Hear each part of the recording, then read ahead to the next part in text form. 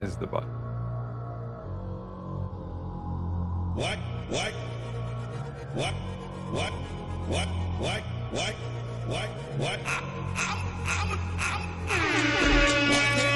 Oh, that's a real shame.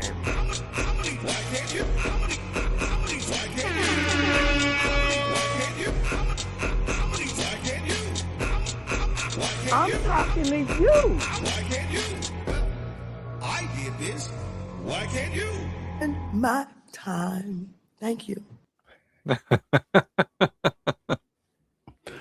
Good morning and evening for all you crazy kiddos who are addicted to the news. You little addicts. We're here to give you your fix, your news fix. Because we are the news dudes. The news dudes. AKA Mikey, I the would like news.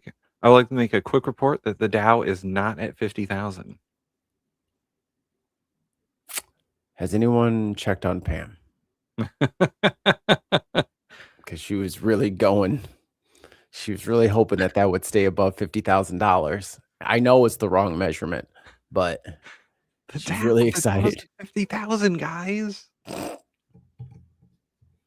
Hey, how come you guys aren't prosecuting with that? But the stock market?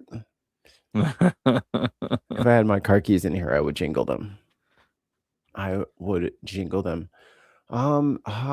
gang. Little how the sausage is made. Didn't sleep yesterday. Kid decided to keep me up all night. So I'm still up from Monday stream. Essentially, I got about 45 minutes of like broken naps without. She was just screaming. She's like, I don't want to be in my crib. I'm like, it's fucking 4:45. Yeah.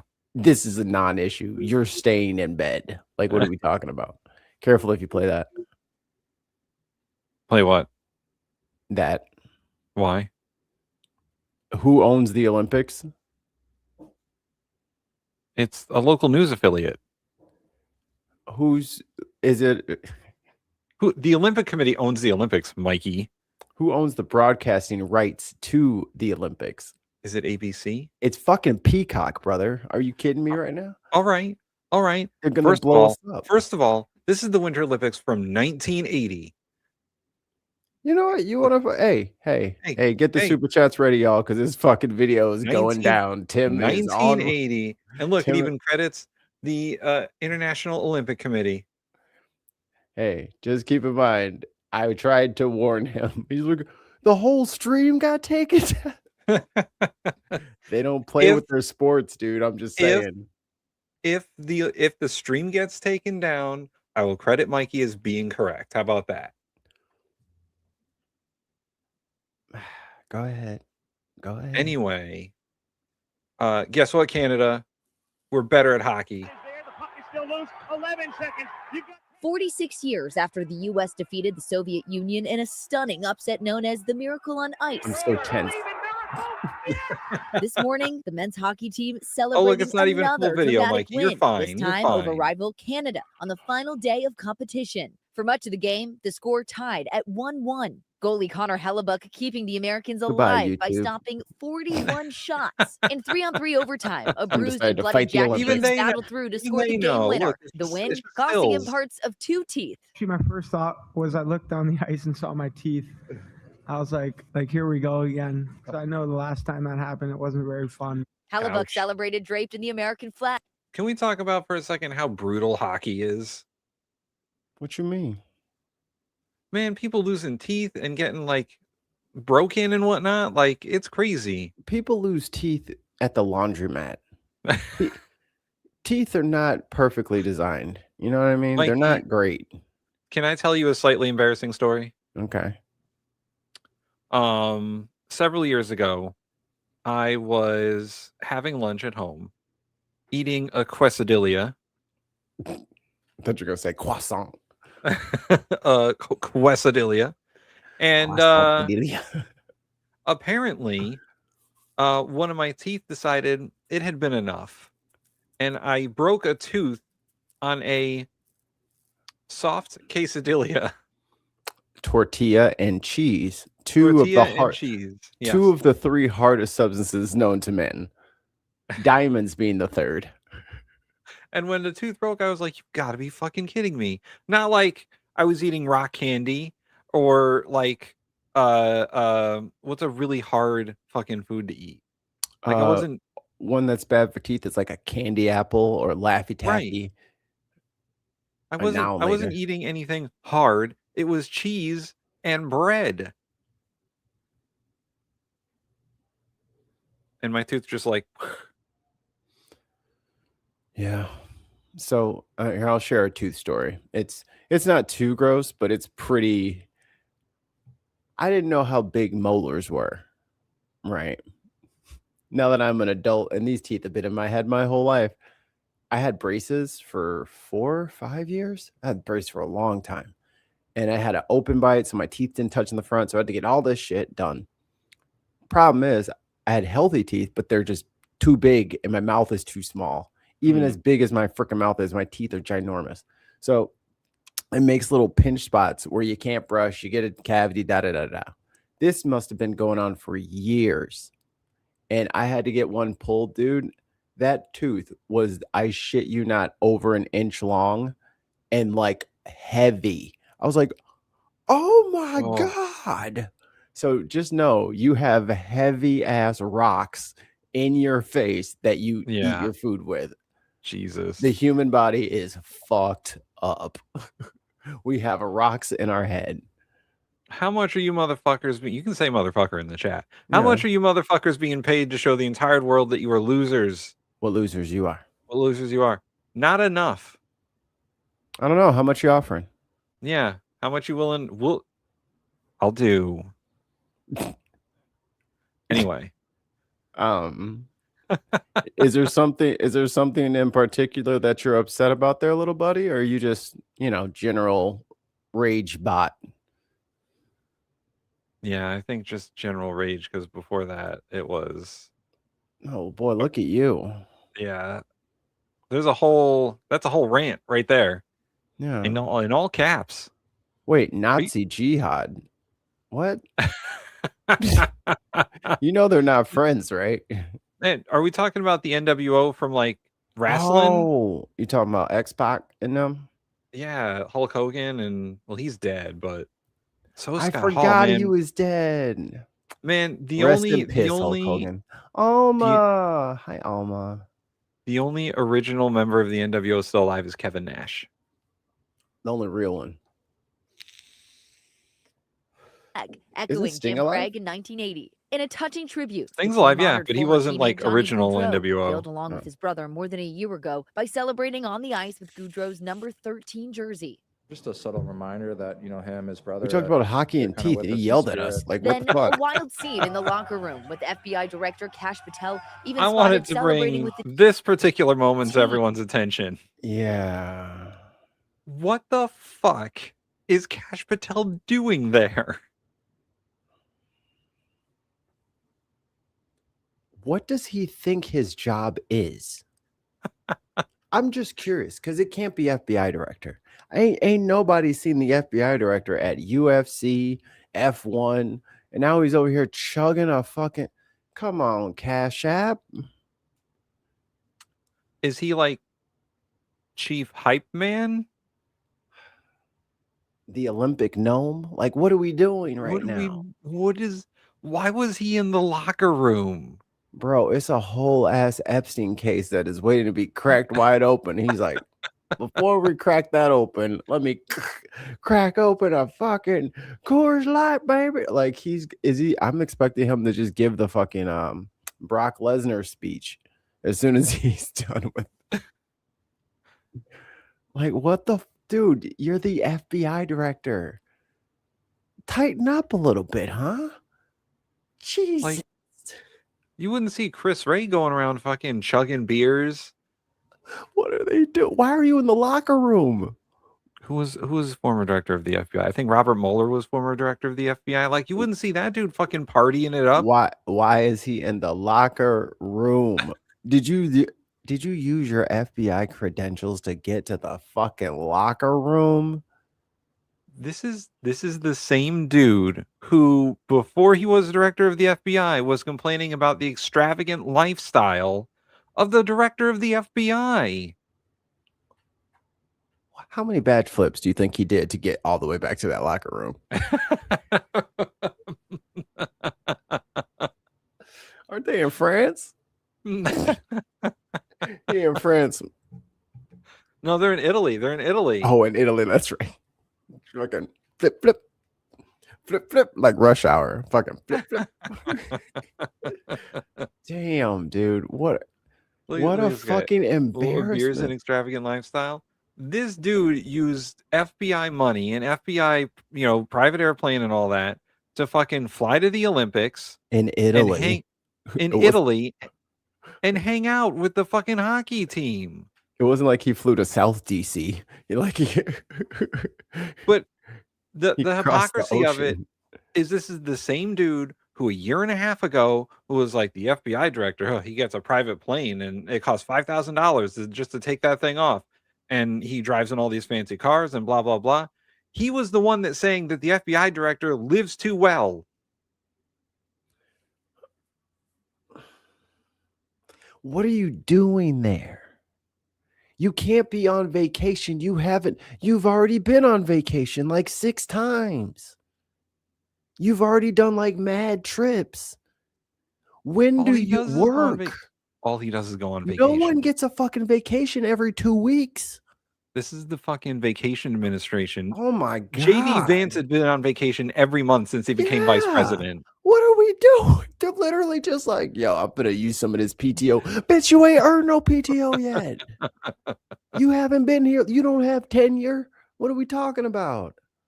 Work first and then go on. If this was in year 3, you know what I'm saying? If this was year 3 and they finally got like a moment to cut loose, everything kind of calmed down, all the crime has been solved, and he wants to fly out there and hang out with the hockey team because he's a big fan of hockey. Who am I to fucking shit on? I'm not a huge hockey fan, but hockey's cool. I'm from Chicago. I like the Hawks. Go Hawks. But come on, brother. You know you're in the middle of the public eye. I don't know which one of yours is staring at us at the current moment, but you know what about eyes, and you know people are looking at you. What are you doing? So in response to the backlash over his partying it up with the U.S. Olympic hockey team, he said, "For the very concerned media, yes, I love America, and I was extremely humbled when my friends, the newly minted gold medal winners on the USA team," like, is every member of the U.S. hockey team his friend? Is that what's going on here? Brother, you're supposed to be protecting the country from bad guys, not hanging out with your friend. Like, what is wrong with these people? That's why you get old, crusty. Yeah, you get old, crusty dudes in these positions because these people have been like at these jobs, at these careers for decades. Yes, part-time. Since when do fucking people get cabinet positions and they're part-timing us? That's crazy. And I like how people are defending him just like literally doing nothing. And to defend him for half a second, he should have a private jet. The FBI director should have a private jet. You don't need the fucking I'm telling you right now, if I'm fucking going to Vegas or going to New York, or if I'm going on a trip, I do not want this motherfucker flying with me. I don't want him in my plane. I don't want him sitting behind me, kicking the seat with his little short ass legs. I don't want none of that shit. I want to be on a separate plane than him. You got to work first to get days off, don't you? Also, he's having a social life on your dime. If you're an American, it's your taxpayer money that's paying for that beer and his trip to Milan. And he is a national security target. Get the fuck away from me. Don't be next to me. Chilling. Other countries might want to hurt you. I don't want to get hit with no missile. Get the fuck in your own jet and have the fucking, the fucking Hornets, F-18 Hornets, have them escort your ass thither and beyond. I don't want to be in a fucking plane with him. So yeah, they need all these hard or target individuals need their own fucking vehicles. Get the fuck away from the common people, because I don't need that fucking stress in my life. Mikey, vamp for like 2 seconds. I'm gonna find the clip where he complains about how much the FBI director spends. Oh. Okay, here we go. Sean says, hi, Sean. Sean says, I've been here for like 1 minute and you all sound ignorant and uninformed. Cash Patel has been working his ass off nonstop. You guys are complaining because he went to a hockey game. Grow up. Okay, maybe if you were here for 2 minutes or maybe 3 minutes, you would have heard the other parts of what we were saying. Did you ever consider that?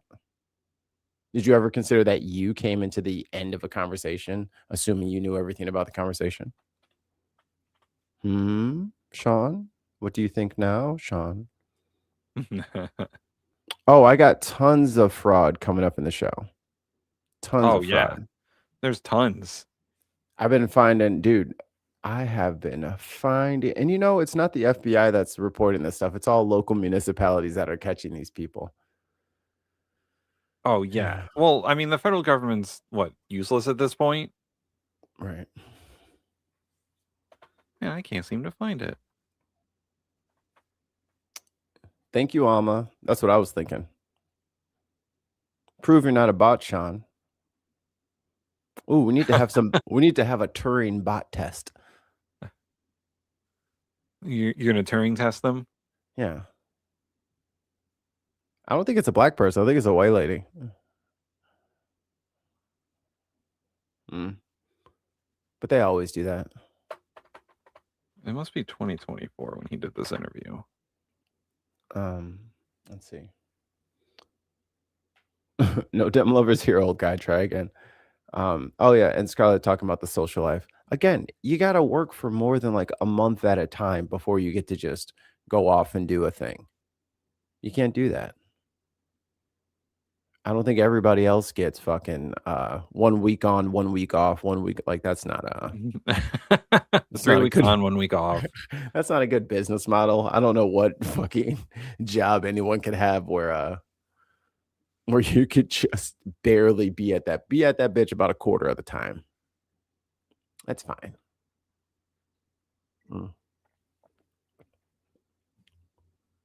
Oh, we got too far into the show. We didn't say hello to the people. Oh, say hello to the people. Hello to the people. I'll put up the things and you put up the sounds. Did you find what you were looking for? I can do that. Yet. Well, I'll do that. You do your thing. Okay. You keep finding it. Okay. There he is. Billy. Fettuccine, linguine, martini, bikini. Okay, and we got Pup. I got to do double flipping here. This is sick shit. SG Lost Missionary. You only knew how ridiculous that statement is, you wouldn't have said it. Adam. Oh, that's a real shame. Gina. Oh, I think I had it. Ooh, I'm getting a spice attack. Alma. In my time, Congress, you don't get to talk. Lumber is at a 5-year low, Congresswoman. Reclaiming my time. Reclaiming my time. We do not care. Very care. Sorry, that's just the way it goes. Okay, and then I think the trolls infiltrated. So all of our regulars, hi y'all. Hi y'all. How you doing? Oh, girls are fighting, aren't they? Yeah, Countercabs has right. He was investigating the Italian beer. You got to make sure. Everything that Biden did, all of his trips, all of his vacations going to the wayside, that doesn't matter, right? I don't know that Biden has gone on. I think in all 4 years of Biden's thing, I don't think he's vacationed as much as Cash has already. That's not right. Like I straight up think Cash has already passed him up. Like, dude, he's been at like 3 different UFC events. He just went to the Olympics. He was going to his girlfriend. I don't know if she's a model or something like that, but he was going to his girlfriend's shows and like leaving, like all the it's bad. Like if you're just like reacting, I get it, but you should probably look into it because the homie is Never there. Never there. I bet if it was Obama partying with them, you guys wouldn't care. I don't like Obama, and it's weird that you think I do. Why do you think I like Obama? Yeah. Oh, come on, guys. We got to be nice to the Canadians. We're never going to win. Got to be nicer to the Canadians. They're not going to. We're not going to win anything in the NHL for the next 50 years for this fucking disgrace. So I hope you guys are ready for the ass whooping you're about to receive. They're going to send all their players are going back to Canadian teams. They're going to let only Americans play. They're going to get real national with this shit. The Leafs are going to come up. They're making a comeback. That's not even remotely true. Biden was off more than half the time. I think that's false, though. Because, I was actually covering the news throughout his entire administration. He was mostly at the White House sleeping, doing fucking nothing. But he wasn't floating around fucking going to events. The motherfucker could barely keep his eyes open.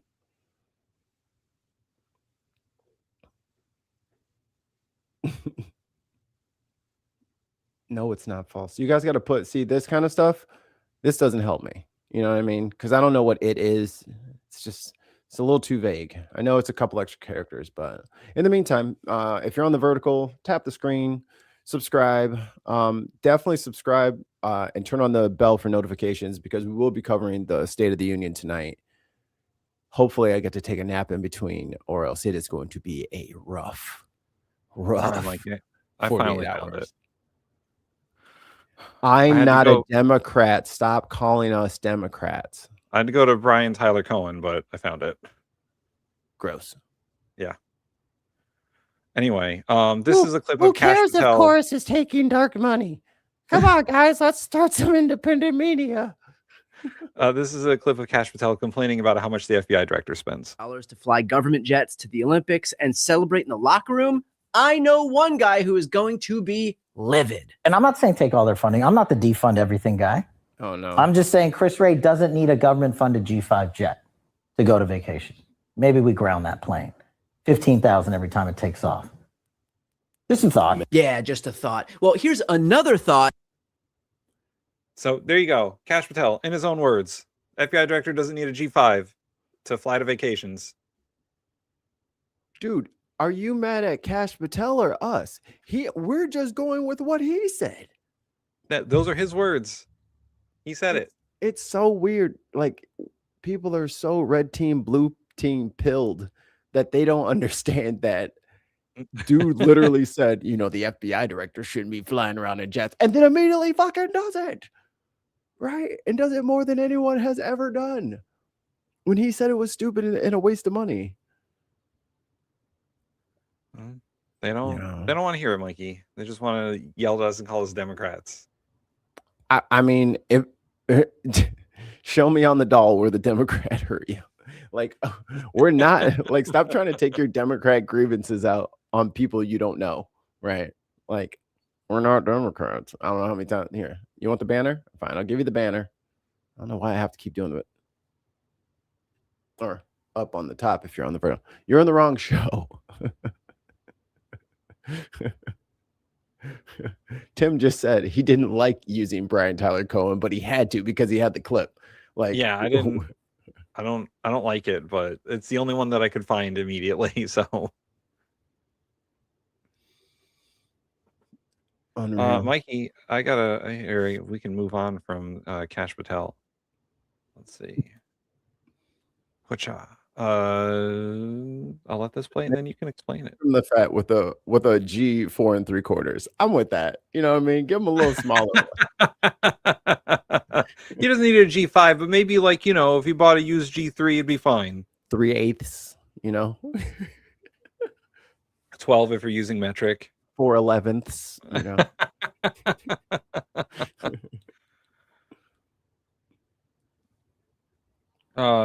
And not only did the men's team beat the Canadian team, but also the women's American team beat Canada. So sorry, Canada. We didn't mean it. Don't hurt us. I had nothing to do with that hockey team. So please don't hold me responsible. Have been seeking accountability for a decade. Drivers of color have now filed lawsuits and allege they were subjected to pretextual traffic stops or stops turned searches to investigate a crime that has nothing to do with the traffic violation they were pulled over for. And tonight, members of the most complained about controversial tactical team accused of these searches have been stripped of their badge, and the I-team has learned some have been reassigned to. I didn't realize what it was from the. What's it called? I can't read it. It's too small. But this is a follow-up from it's the near north, so like Magnificent Mile, like the really glitzy, fancy parts of downtown Chicago. And black dudes just kept getting fucking ripped out of their cars and arrested. And they're like, what did we even? And then they would just like post hoc say something. So this is a follow-up on what happened to that fucking, I forget the name of the number or whatever, but there was some like special tactical unit. Here's an update on what happened to them. Different parts of the department while internal investigations are underway. That's why I got pulled up. Not wearing your seatbelt or turn signal, okay? I got a seatbelt. For the past year, Step up. Come on out. Come on out. We'll rip you out. The ABC 7 I-team has reported on a growing number of. Oh, real quick, Mikey. That Kash Patel interview was with Glenn Beck. So if y'all want to see the whole interview, go to. I assume you're all subscribed to Glenn Beck's channel. Just fucking. They're all go watch it. Blazers. Yeah. It's the same interview where he asked Kash Patel who has Jeffrey Epstein's little black book, and Kash Patel says this is the FBI director. Who does that? Yeah, that interview. Yo, I feel like, hey, where's the guy at? Hey, you. The one who keeps accusing us of being a Democrat. Did you see that interview with Glenn Beck and Cash App? And y'all keep saying I'm saying his name wrong. His name is Cash App. Look it up. So when y'all get done, his name is actually Cash App. Y'all call him Cash for short. It's actually Cash App. That is true. Come on, old guy. What's taking so long? Yes. Did you see it or no, man? What's going on? Oh, I'm not up to date on who's been timed out from the chat, so maybe he's been timed out. All right. Well, Chicago traffic stops turned searches now turning into lawsuits after drivers allege they were unlawful. You know what? Call the sergeant. One CPD tactical team behind them all. I was just terrified. I feel like I was profiled. I'm young. I'm African American. The 1863 tactical team in the 18th district is made up of 7 officers and a sergeant. Members of the team have been named in more than 100 misconduct complaints. How about more than any other officers in the department, according to a memo from the Civilian Office of Police Accountability, or COPA. Civil rights attorney Jordan Marsh represents 12 people who have sued the city over 1863 stops. We have officers who are pulling over and harassing almost exclusively African-American citizens, almost exclusively based on pretext. Costs to the city and taxpayers are growing. The I-team found 23 federal civil rights lawsuits naming 1863 officers have been filed in the last 5 years. More than half of those lawsuits filed last year. I like that he's like, why aren't you guys happy that the U.S. won? Now, it's not the point. I don't really. Who cares? It's the Olympics. Who cares? It's hockey, dude. It's the Olympics and it's hockey. When have you ever cared about hockey? Maybe he's a hockey ref, umpire. Yeah. Dojo. You know what? Trainer. You know what? I don't care because the Hartford Whalers left Connecticut decades ago and they became what? The South Carolina Hurricanes or some bullshit? That's why I don't care. Tim, you can't just take your rage out on the whole hockey community. They were the only professional sports team that we had. And they left. I think you have like a Major League Soccer team. Maybe. And I guess the New England Patriots, but a lot of New England is like Connecticut, New England. Hell no. So like Boston. They just give it to Boston. And the Patriots said they were going to come to Hartford and they were going to build a stadium in Hartford. Then they never fucking did. Oh, bless your heart. You thought they were being honest. You poor guy. Yeah. And then they went and fucking built it up in Gillette Stadium up in Massachusetts. So you know what? We don't need professional sports teams. We got wrestling. and then wrestling betrayed you. Yeah, no. Now they're fucking owned by Saudi Arabia. Whatever. Sports are stupid. Sports are dumb. I don't care about sports. Okay, dumb question. You were really battling under. Also, there is a I have video out that. there now of Vince McMahon crashing his fucking Bentley on a New Haven highway or on a Connecticut highway. I sent And that then to he's the like, group chat immediately. the car just drives too fast. Bro was cooking 115 in the left lane, getting up behind people, and then he got behind somebody, must have looked down at his phone and just smashed into the dude at like 100 plus. The guy's like going 80. He's like, what the fuck? And then like Grandpa just needs to have his fucking license taken away. Vince McMahon is like 80. Flip. Shouldn't be out there driving. 8 have been settled for payouts totaling $360,000. One of those pending lawsuits filed by Marsh last October states defendants Officer Joseph Vecchio, Niku Tahatan, and Mario Fuentes have been relieved of their police powers due to multiple investigations into serious allegations of police misconduct. The ABC 7i team has learned those 3 1863 members, as well as a fourth, Officer Michael I Donnelly, remember who this was also story. named I in remember 6 us pending covering this lawsuits. story. All were relieved of police powers last year, meaning they had to surrender their service weapon and badge. According to a Seems there was CPD something to spokesperson, it. The department does not confirm specifics of Oh why my a God, member Mike, was you need to relieved do of a powers supercut of due this to a pending story. investigation. The I team's have to find sergeant it. and another officer Yeah. have also been removed from the 1863 tactical team, leaving only 2 members of the 8-person team still working in the 18th district. The I-team contacted all 4 officers and their attorneys for comment, but they That did ain't not right. respond. The city's Department of Law declined to comment on pending litigation. In responses to those lawsuits filed with the court, the city and officers have repeatedly denied all allegations of wrongdoing. It has long been the case that in a department where a great deal of good and honorable work is done every day, there are these clusters of members who contribute more than their fair share of misconduct. Transparency surrounding police misconduct has been a priority for Chicago's outgoing Inspector General, Deborah Witzberg, and it's at the core of a new public dashboard her team recently published. What this new dashboard does is it demonstrates in a kind of social network analysis. It looks like a spider web. It shows members of the police department who are co-accused with other members. What kind of emerges are these misconduct hotspots around the department. The I-team found members of the 1863 team top the IG's list of officers with the most complaints. Ruh-roh. And they create one of those hotspots. What those patterns mean Yo, is that certain they sick the pairs of AI on their people ass. are getting in trouble together a lot. And that's something that someone found a good bears use for some AI exact finally. examination. For the past year, Superintendent Snelling and city leaders have been collaborating on a new traffic stops policy that could include new restrictions on when officers can search vehicles. The department says it's continuing to work with city leaders and the state attorney general's office on this policy, but there's no timeline for when it could go into effect. Heather, Kevin, Michaela Borrego's family says the release of That's the next story. Yeah. So read it in week. Chicago drivers Frickin' told you. If you go back about halfway through, there's like a nice graphic. Go back a little bit. It shows like how many complaints they had. Oh, left. Keep going. There we go. It's right what you before want? that. There you go. Oh, well, you can't see it. Maybe he just says it at this point. But they had 109 like complaints filed on them. I'm sorry, did the first 10 not get in? And then the next 10, and then the next 10, and then the next, like, what are we talking about here? And if I think I reported at the time, COPA, which is the civilian officer something. It's like a watchdog group that's manned by like civilians and lawyers and stuff like that who are knowledgeable in people's civil rights and what cops are and are not allowed to do. They just stopped giving COPA the cases.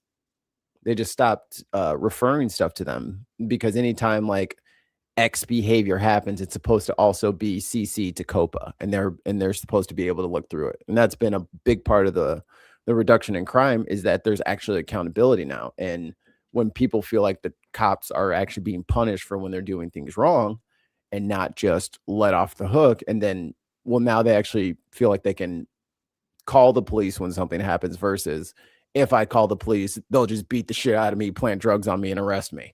Like, right. What's the fucking point? So, this is what transparency looks like. This is what it looks like. They tried to hide it for almost a year, but if you can see, can you go back like 10 seconds and then just let it play? In the background, you guys can see these are all the cases, like the court cases from people suing the city. Almost exclusively African American citizens, almost exclusively based on pretext. Costs to the city and taxpayers are growing. The I-Team found 23 federal civil rights lawsuits naming 1863 officers all that have been money. filed in the last 5 years. More than Right. half of those lawsuits filed last year. 8 have been settled for payouts totaling $360,000. $360,000 for 8 settlements. That's lucky. Because Yeah, this that is is just, lucky. and that's just them grabbing people out of the car and pulling them over without cause. If they would have hurt or broken an arm or it's millions of dollars, because these people are going to want pain and suffering. They're going to lose their jobs because they're locked up and all that. It gets expensive. Having fucking shitty, oh, we got a gift sub from Shaza. Who's the lucky recipient? Alma gets it. Awesome. And Alma, enjoy your wrench. Enjoy your wrench. And enjoy your gifted sub and your newfound power.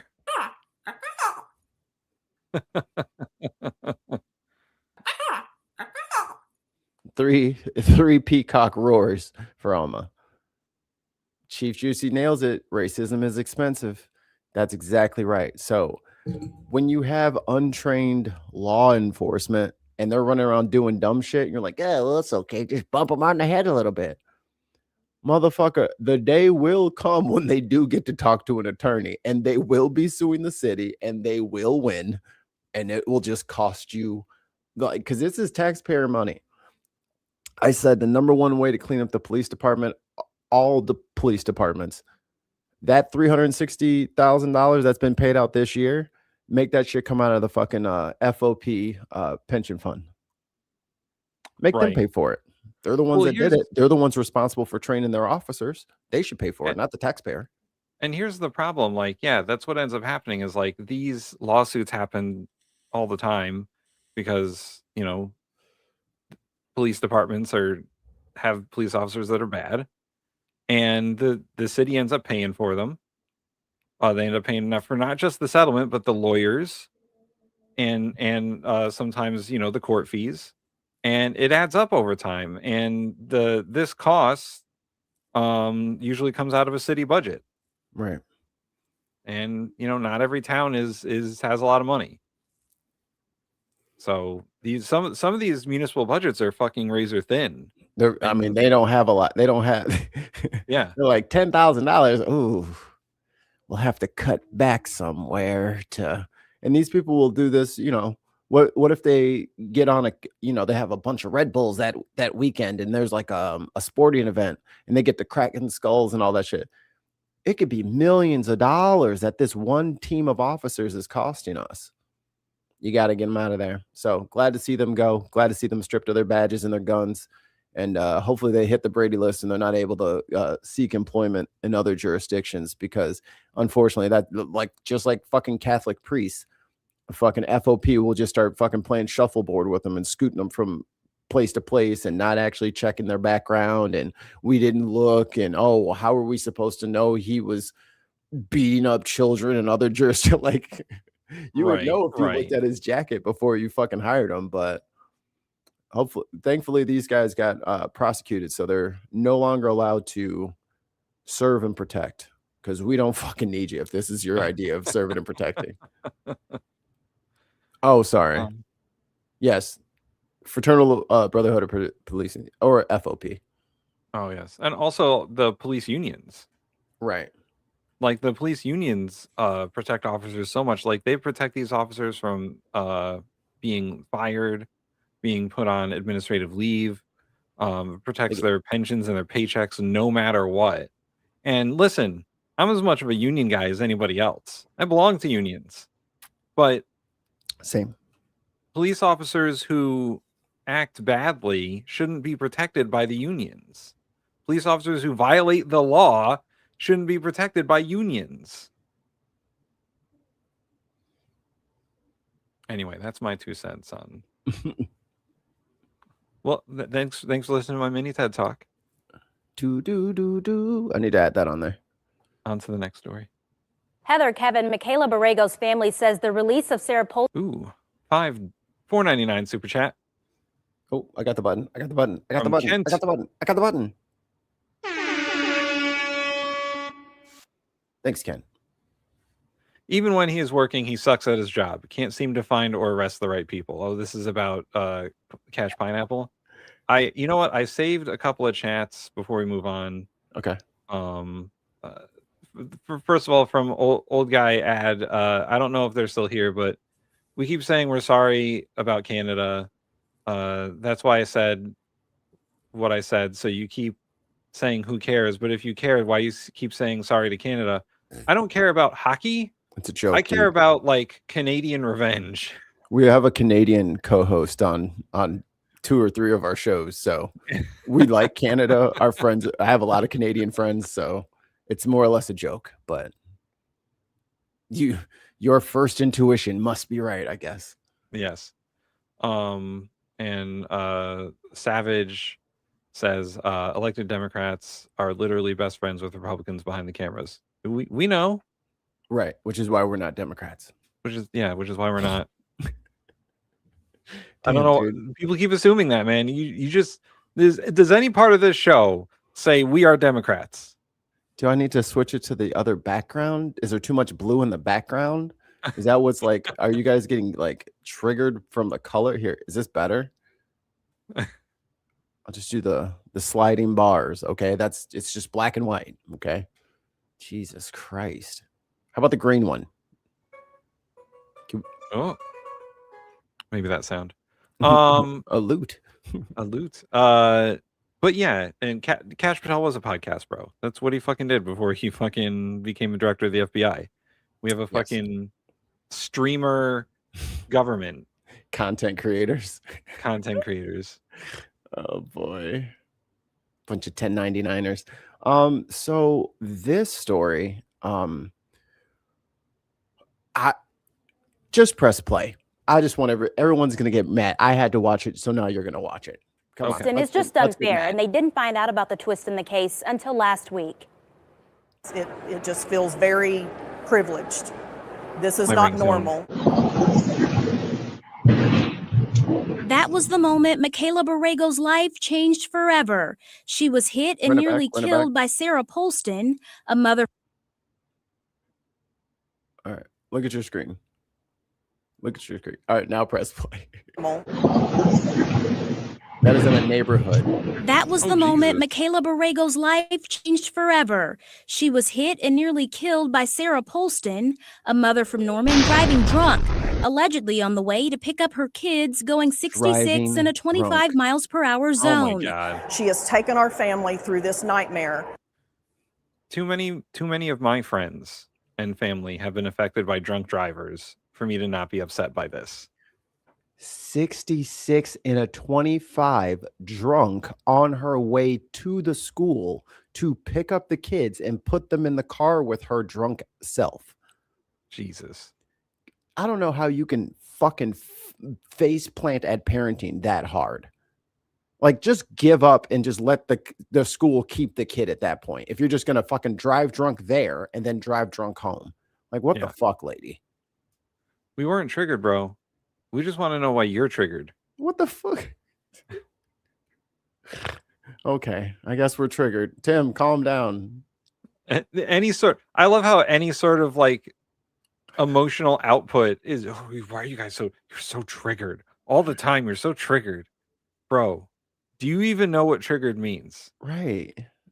Like, I would be in crisis, just screaming, frothing at the mouth, just losing my. No one's doing any of that. Calm down, man. Just man. Hey, we're not shouting or yelling. Hey, let us drive. All right. You let us drive and you ride in the back. Okay. We got you. We know what we're doing.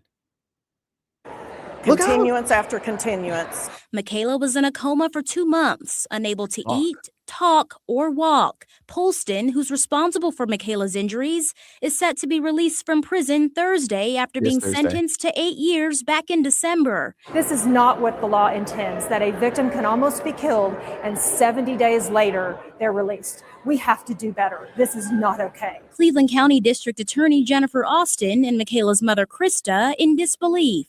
We anticipated that she would be in custody for 24 months, which would be the quarter that she is required to serve by law until she's eligible for parole. She gave her 8 years, and with the stroke of a pen, the DOC was able to unravel that. According to the Oklahoma Department of Corrections, Polston will be released to go home under a supervised GPS program, a policy authorized by state statute. The statute was enacted to help prison overcrowding. And yes, it's necessary in some areas, but this is not the area. The DOC sent a statement saying, in part, They're gonna put her on it an was ankle determined bracelet. that because of her conviction, lack of disqualifying criteria, no prior criminal record, and successful history of treatment and community services, she would be eligible for the GPS program. However, Fuck that. Krista Borrego feels Polston's family ties got her off the hook. She has the connections. Her husband has the connections. It's been obvious in the way this whole thing has been handled. DA Austin doing her own research on GPS releases in her district. I looked at what some of those were: trafficking in drugs, possession with intent, burglaries of autos, not cases that had true victims that their lives were changed forever. It is a decision that is made behind closed doors in the Department of Correction. Knowing that, Borrego's family is pleading for the DOC to hold Polston accountable. And she should not be the only one suffering the consequences of Sarah Polston. And I followed up with the DOC asking if it's normal for the average person to be released so early on in their sentence. I was told that another person currently on a GPS monitor was approved after 44 days into their sentence. So Kevin, Heather, it seems that nothing changes between now and Thursday. Sarah Polston will likely be living a normal life. Department of Corrections doing what it does best. It's not so bad. She was just drunk driving in a school zone at 66 miles an hour and smashed into another car, put the person in a coma for 2 months. Hey, who hasn't done that? Like, what the fuck, dude? That is the last person that gets to get out of the fucking jail because no one made her get drunk. No one forced her to drive to the school. Like, what if she didn't hit that person and then there's just like kids standing at the bus stop and she fucking you know what I mean? Like, she's a fucking danger. She's fucking hazardous as fuck to have just roaming the neighborhood. Fuck that ankle monitor. She needs the fucking the breathalyzer on the car, the breathalyzer on the because they actually have the what's it called? The ankle monitors that have the they can tell if you're drinking because you sweat it out. And if it catches a whiff of that shit, she needs that bitch too. And AA and a prison sentence.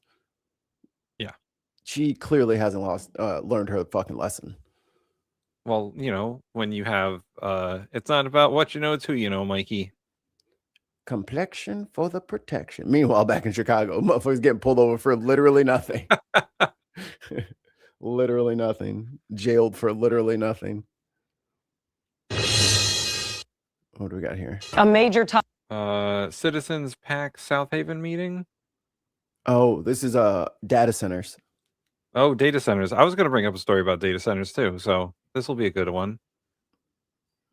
Topic of discussion in the Mid-South this week happened in South Haven on Wednesday. Now, hundreds of Mississippians showed up to a meeting to express their unhappiness with the planned XAI supercomputer plans for South Haven. The $20 billion facility in DeSoto County has submitted permits for 41 gas-powered turbines. The Mississippi Department of Environmental Quality says there are currently 18 turbines on site.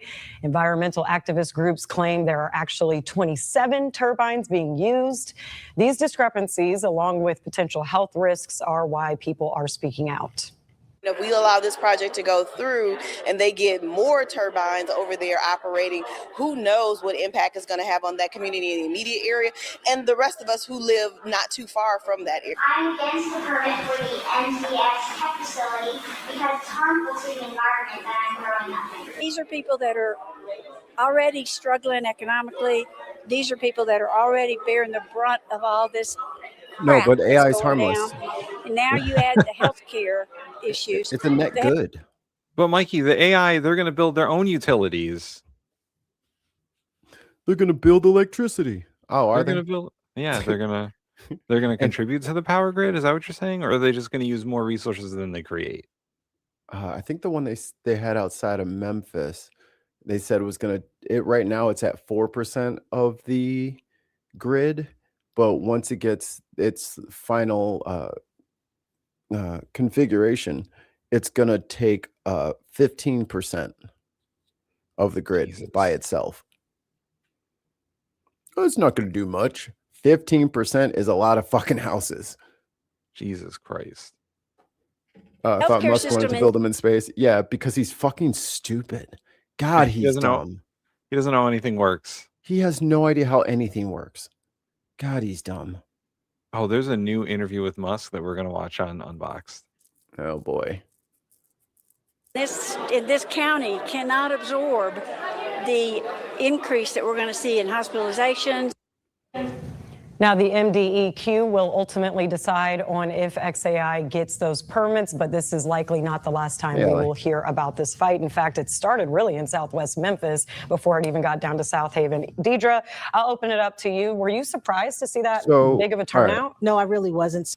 So I want, if we can, I know this might be difficult for you. You're controlling it. What? The white guy. Scrub to the white guy's comments.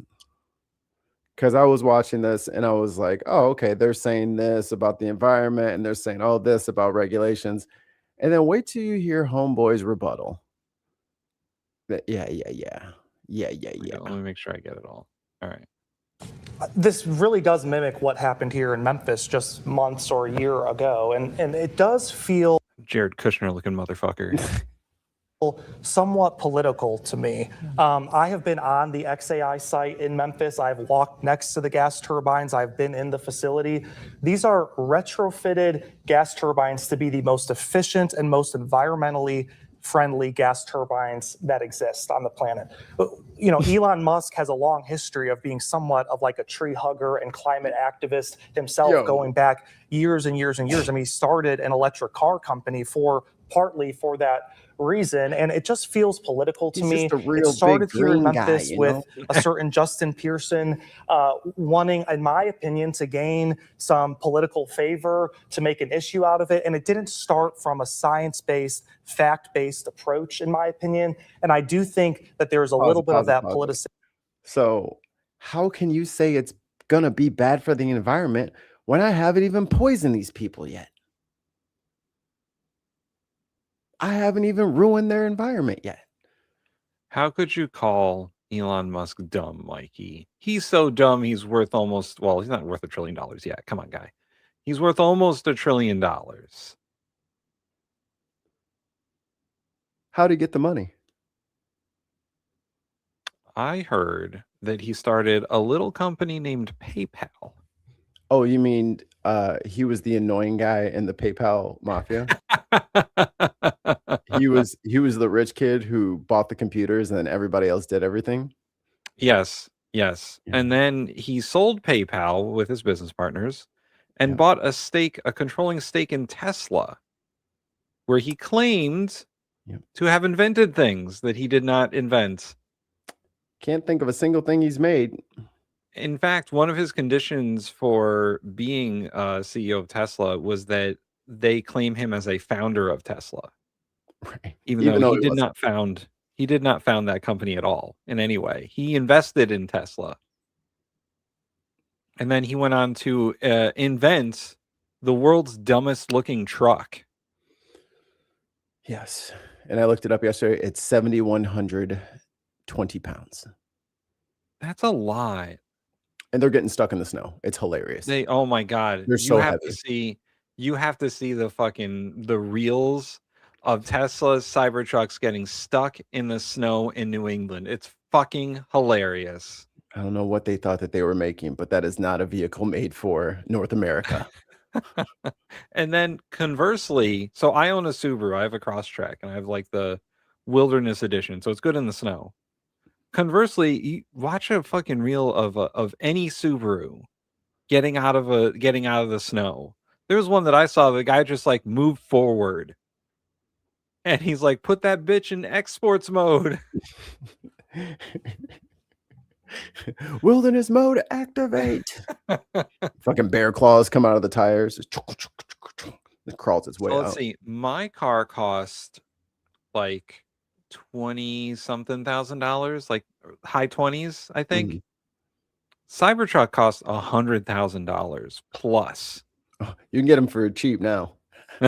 Well, the original price was like between 80 and 120,000, depending on the package you got. And now my little Subaru can do snow way better than the shitty fucking Cybertruck.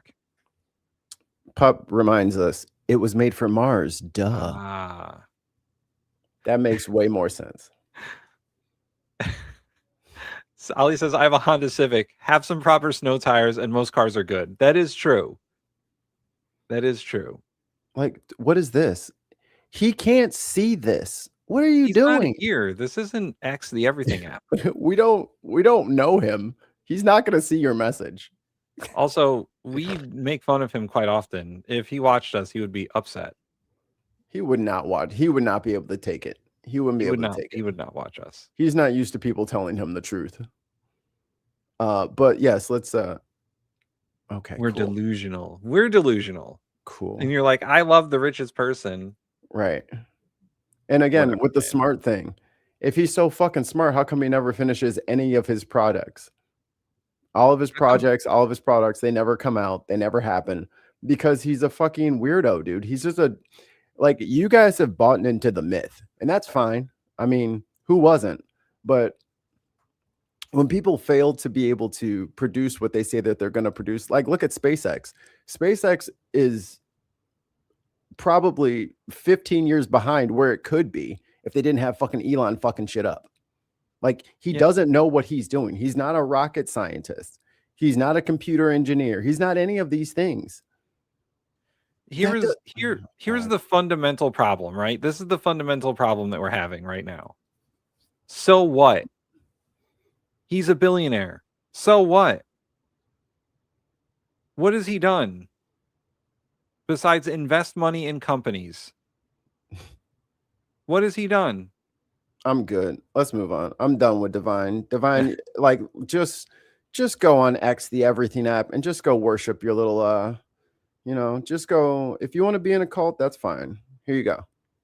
There you go. If this is what you enjoy, there you go.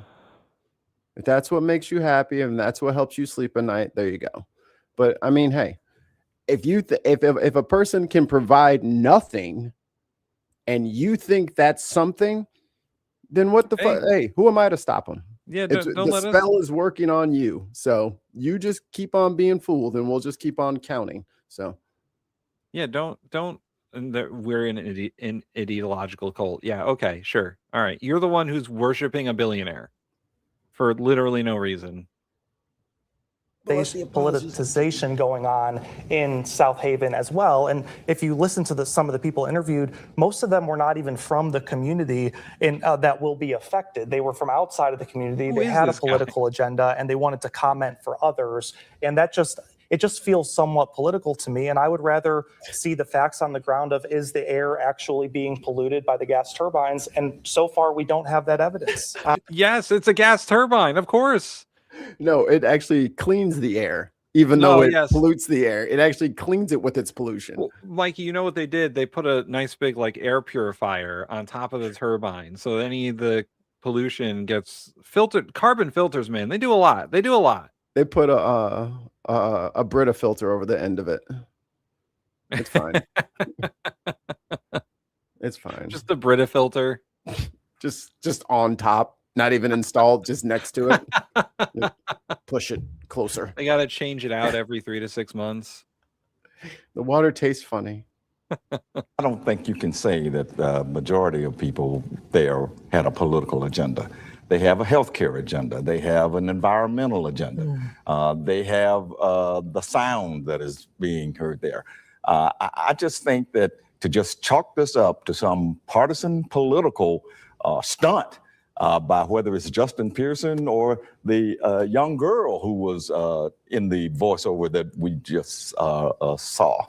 I just think that's unfair. And that's another way to me to just downplay and ignore their valid concern. That's all I'm saying. Go ahead. Well, I don't want to downplay making the frogs gay. politicization that's going on. I mean, The turbines are there making is the some of that. And I'm birds not- look, gay. some people did show up to hear what was going on. Some people are concerned, and that's great. Peaceful advocacy is really, really important. But it started here in Memphis Turbines keep the with neighborhood somebody air who was fresh seeking and a dust political free. spotlight. Win-win. And I think that continues It still is. as it relates to XAI. But I don't Replace that think you can air say with that the people in South Haven are nitrogen paying all oxide. that much attention to Justin Pearson. We're not They don't even, vote for him. Sure, but And we're he's not in even there. He He's not was in at their that district. meeting, though. Yes, he was. Well, and he we're not, was. He we're was not in Mississippi. talking. But listen, we're not talking about air quality scientific studies right now. And that's what to calm people down. Okay, is the air quality being impacted? There's no evidence of that. That's the crazy part. Is like he's like, can't they just pollute first and then we can see how bad it is? Right. Just give them the permit so that they can pollute, and then we'll see how bad it is, and then we'll see. Okay, now you need to take back some of the turbines because 100 people got cancer. Okay, fine, we'll lower the amount because you guys got sick. Or how about this? You don't get a fucking permit, asshole. How about no? Your wishes, my Blah, command. blah, gay sex, blah, blah, Congress. At all. Also, who is fucking their microphone over here? Behind the camera, because I thought the same thing. Brian says in the chat, catalytic converters are responsible for reducing pollution to astronomically lower amounts. These devices are the sole reason for the ridiculous price increase in palladium, and why everyone's cat was getting stolen because it's palladium. Yeah, They were sawzalling shit off and just taking it and breaking it down. There was a school bus yard in one of the neighboring towns I used to live in where all the school buses had their catalytic converters stolen in one night. Oh, they made a haul. Yeah. They made a haul. They got the rare earths in there. They got the rare earths. Or no, the raw earths. Yeah, the raw earths. Dude, that's just dirt. You're talking about dirt. You mean silt, homie? Yeah. Pond scum. And these. You know, I bet you if you told RFK that raw earths were a thing, he'd try and make people eat them. Lost Missionary says, I had a cat stolen bastards cost me 300. Shit. Yeah. That sucks. Gas turbines were retrofitted again to be the most efficient, environmentally friendly gas turbines ever created before. And, you know, I would rather look at the science than gin up people's fears. I'm Look, just glad. you've been in XAI, Luke. You said you've been in it, you've toured it, you've seen it, but would you live near it? Right. No, but it's in an And industrial. I wouldn't either. I wouldn't either. He's never been there. Why is No, he has been there, but they asked him, would you live next to him? He's like, well, no. What? It's an industrial park. Well, What happens if you're next to an industrial park? What happens if you're downwind, motherfucker? Yeah. What happens if you're downwind? There have been reports that like those facilities like just create like a low humming noise throughout the entire neighborhood. Like you just hear it. It's in your brain. Like Ben Jordan did a really good video about the infrasound coming off of these data centers and the crypto mine and shit like that. Bad shit. A lot of bad health outcomes. It's almost like Havana syndrome. Yeah. But there you go. Republican trying to justify the poisoning of other people, but he himself would not actually like to be there. No, of course not. Why would he want to be there?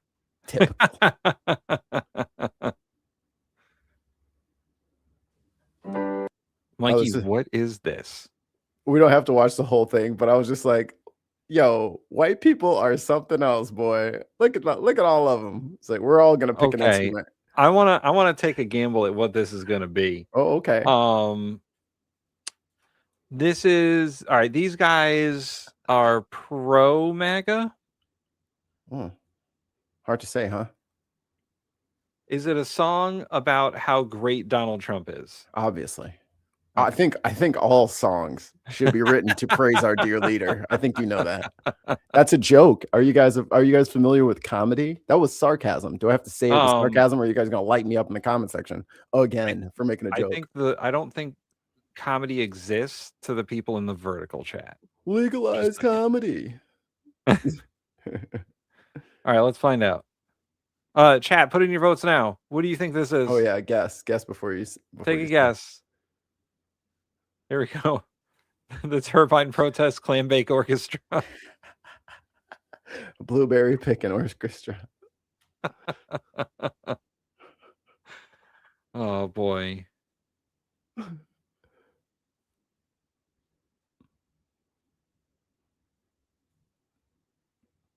All right, I'll play it. Roll it. This isn't on like Spotify or anything, right? We're not going to get fucking content. No, it's from like 3 days. It's like from 3 days ago. It's got like 18,000 views. We're good. You never know who makes it big quick, you know? I'm just saying. Going viral. Oh my God, no. Is this the Battle Hymn of the Republic? Oh no.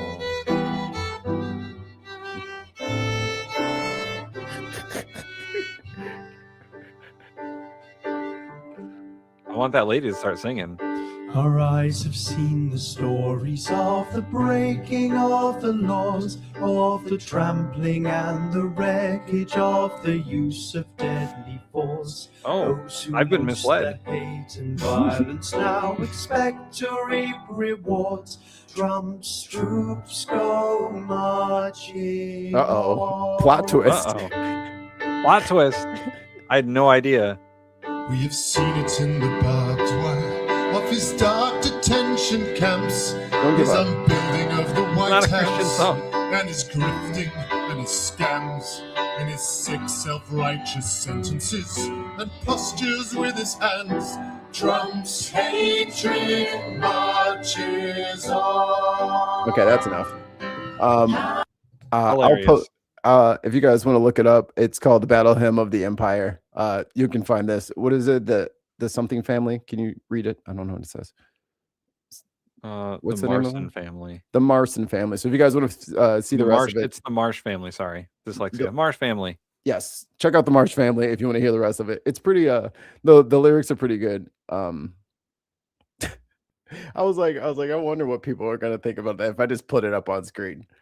Listen, I was 100% they were gonna sing some Trump crazy worship song, but like the little white kids, people, the little Trump girls. Remember the little Trump girls? Yeah. We are here. Do do do do do do do do do.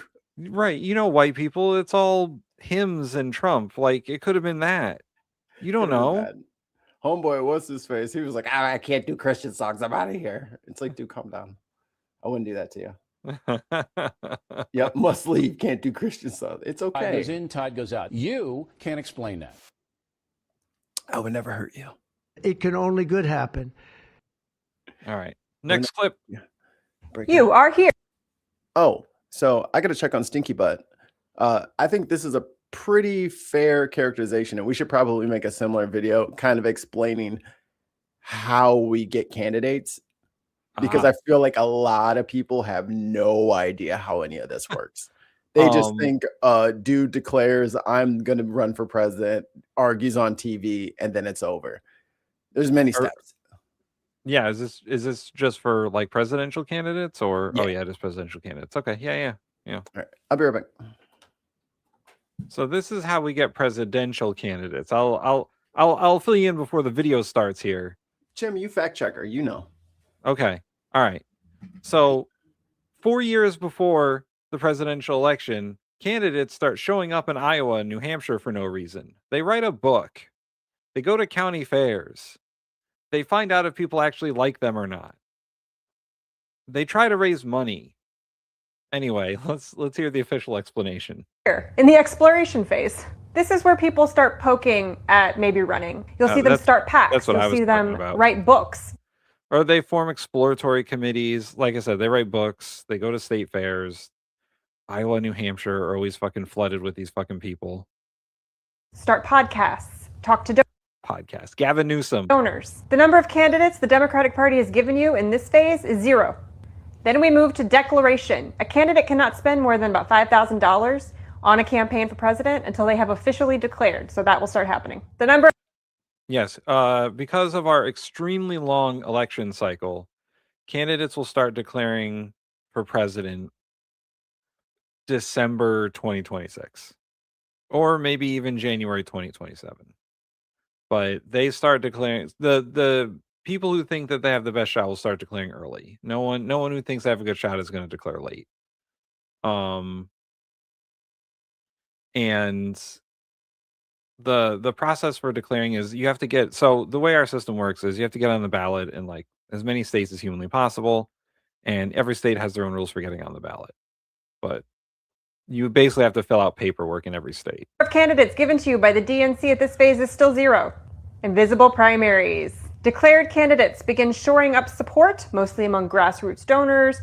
Coalition building, funding building. I mean, this is not just DNC, by the way. This is RNC as well. Like, it's the same. It's roughly the same process for both parties. Institutional people like other members of Congress, for example, party leaders, things like that. The number of candidates given to you by the DNC at this phase is 0. Then we get to the debates. The primary debates will be... That is true. Like, there are 0 candidates until you actually get the primaries, right? Sometime in 2027, probably start in the summer, to 2028. In 2020, last time we had a big real primary, there were 12 debates over almost a year because we started with a candidate field of over 20 people. Number of candidates given to you by the DNC here, still 0. Then the primaries start, the big one. This will start winter of 2028, January, February. The DNC sets the calendar for the primaries. So I don't think a lot of people know this or understand this. So I'm going to take a minute to say that our primaries for candidates, either on the federal, state, or local level, they're not run by the state. They're not run by the government officially. They're run by the parties. And the reason why some states have closed primaries versus open primaries versus nonpartisan primaries is because that's the way those state parties want it to be. For example, my state, Connecticut, we have a closed primary. So if you are unaffiliated or not registered to vote, you cannot vote in the primaries because the primaries are only for either Democrats or Republicans. So you have to be a registered Democrat to vote in the Democratic primary. You have to be a registered Republican to vote in the Republican primary. So what happens is this process is a little bit different in every state. Louisiana, for example, has nonpartisan primaries where there is no party attached to the candidates on the ballot. They're just candidates. A couple of states have adopted ranked choice voting. Like, for example, Maine has ranked choice voting. So you rank the candidates instead of voting for one. Like I said, it's a little different in every state. And the parties are independent organizations. So like the DNC and the RNC, like that lady said, they set the schedule for the primaries. They set the schedule for the debates. This has nothing to do with actual government at all. It's basically the private club that are the parties. And you either were a member, you're either a member of that party and you can participate, or you're not. Like, that's a big complaint that independent or unaffiliated voters have, is that they don't have any say in this process, but they're not registered with a party. And to the political parties, they're saying that, well, if you're not registered as a member of our party, then you can't participate in our primary. Some states do have open primaries where if you're unaffiliated, you can vote. You can take either a Democratic or primary ballot or a Republican primary ballot and vote for one of those. But other than that, there isn't a whole lot you can do as an unaffiliated voter.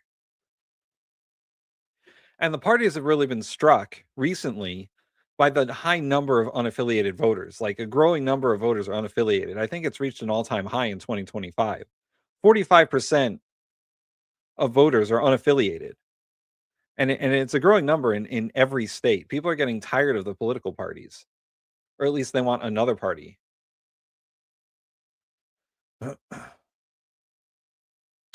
Someone put in the comments here, I always thought CT would be great to register as the opposite party and vote for the least bad candidate. Okay.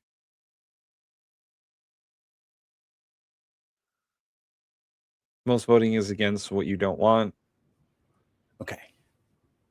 What I miss? Oh, we're just talking about the lady was talking about how the DNC sets the schedule for primaries and caucuses and all that. So I was explaining that parties are independent private clubs, essentially. Right. Where if you're not a member of the club, you don't really get to participate. And they kind of get to do what they want. You know, democratically. Democratically. A democratic club where only the people we say can talk. And I explained the difference between the different kinds of primaries. Oh, a caucus is completely different than a primary, by the way. A caucus is you don't vote on a ballot. Everyone gets together in a room and you shout. You shout. You divide up into groups and you shout. But caucuses are different because it's only the people in the room.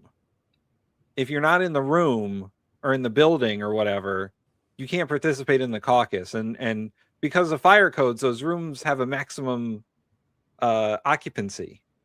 And once you reach that maximum occupancy, that's it. Those are the only people that can participate in that caucus. And you better believe the fire chief is standing at the door with the fucking counter like he's at the fucking Six Flags theme park. He is making sure that not one person goes over it because that's the point. Yeah. The caucuses are designed to limit participation. They should go away. But so are primaries. Closed primaries are designed to limit participation by the parties. It's by design. Both parties agree to it, by the way. It's not just a Democrat or Republican thing. They both agree to it. Which is why they both must burn. You know it's not up there, right? Oh, right. I took it off. There we go. There we go. Used to go first, New Hampshire, now South Carolina goes first. We'll see if that sits. States will have primaries and caucuses. As the primaries and caucuses go on, delegates get assigned. We have pledged delegates and super delegates in the DNC. Oh my God. Pledged delegates are delegates assigned based on the voting that happens in their states. I really hate the delegate system. If you're going to have primaries and then delegates too, why don't you just pick one? And then the super delegate thing, you know, in the RNC doesn't have this. The RNC doesn't have super delegates. This is DNC only, and it's complete bullshit. Delegates, super delegates, are like party elites. Right. They're party elites who also get a vote because the party said so. This is the whole parties are a private club sort of thing. These are like the high-ranking members of the club. And they get to do whatever the fuck they want, which is normally stifling the youth voices and the youth vote. And by youth, I mean people in their 40s and 50s. And by youth voices, we mean Bernie Sanders. His young ass. But this is truly just a Democratic Party thing, and it's dumb, and they should have never done it. The Republican Party is just the regular delegates, and they have proportional representation. Adam says, problem is the third party is always treated like a joke.